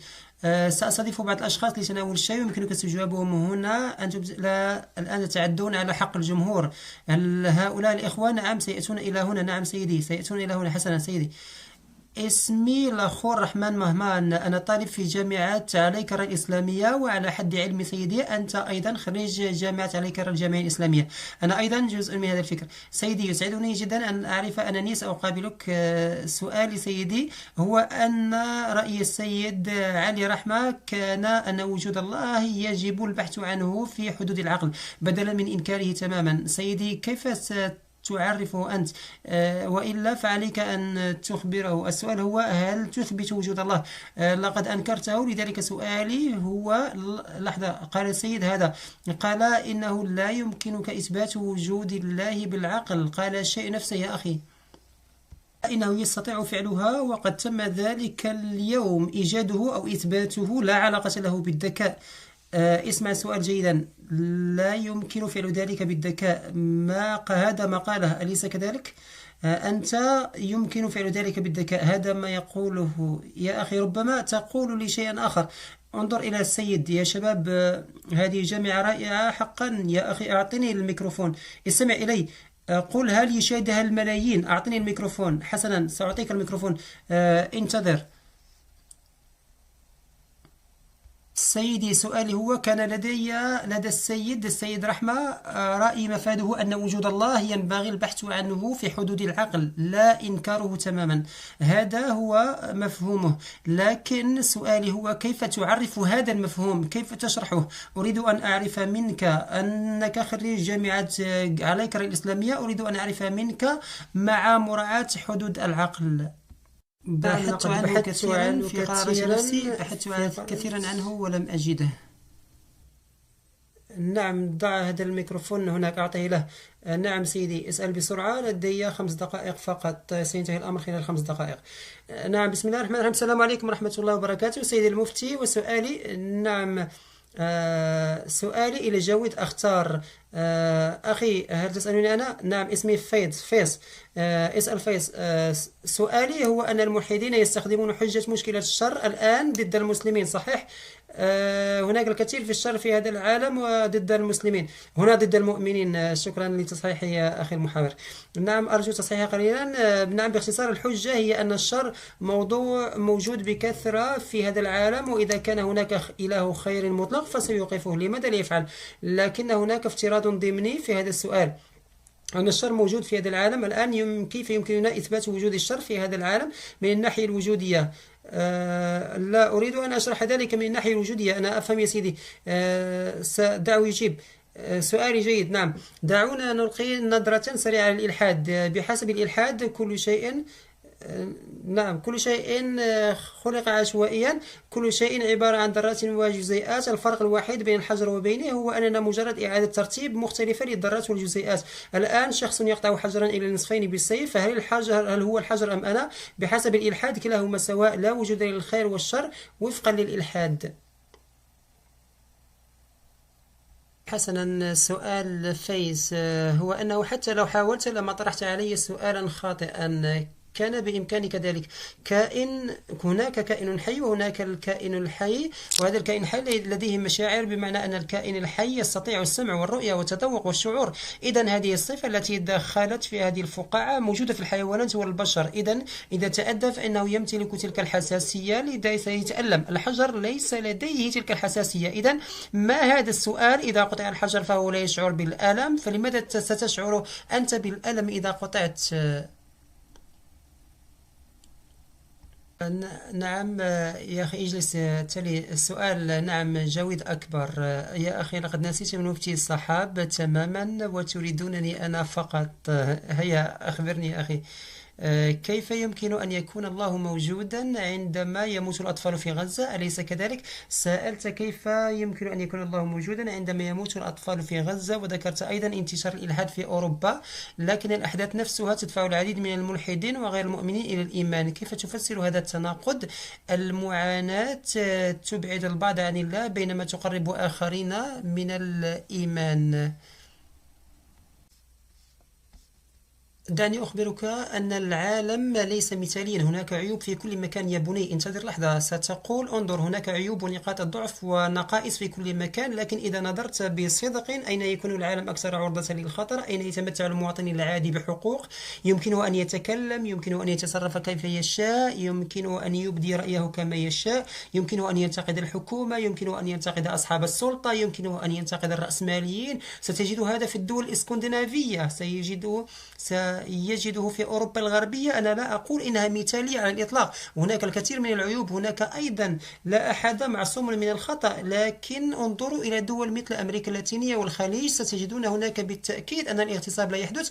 ما الحاجة للاغتصاب؟ إذا ما الحاجة للاغتصاب في الشارع؟ لكن اسمعوا الحقيقة هي أن الناس هناك لا يملكون حرية التعبير عن آرائهم أو التحدث عن آرائهم أو الكلام.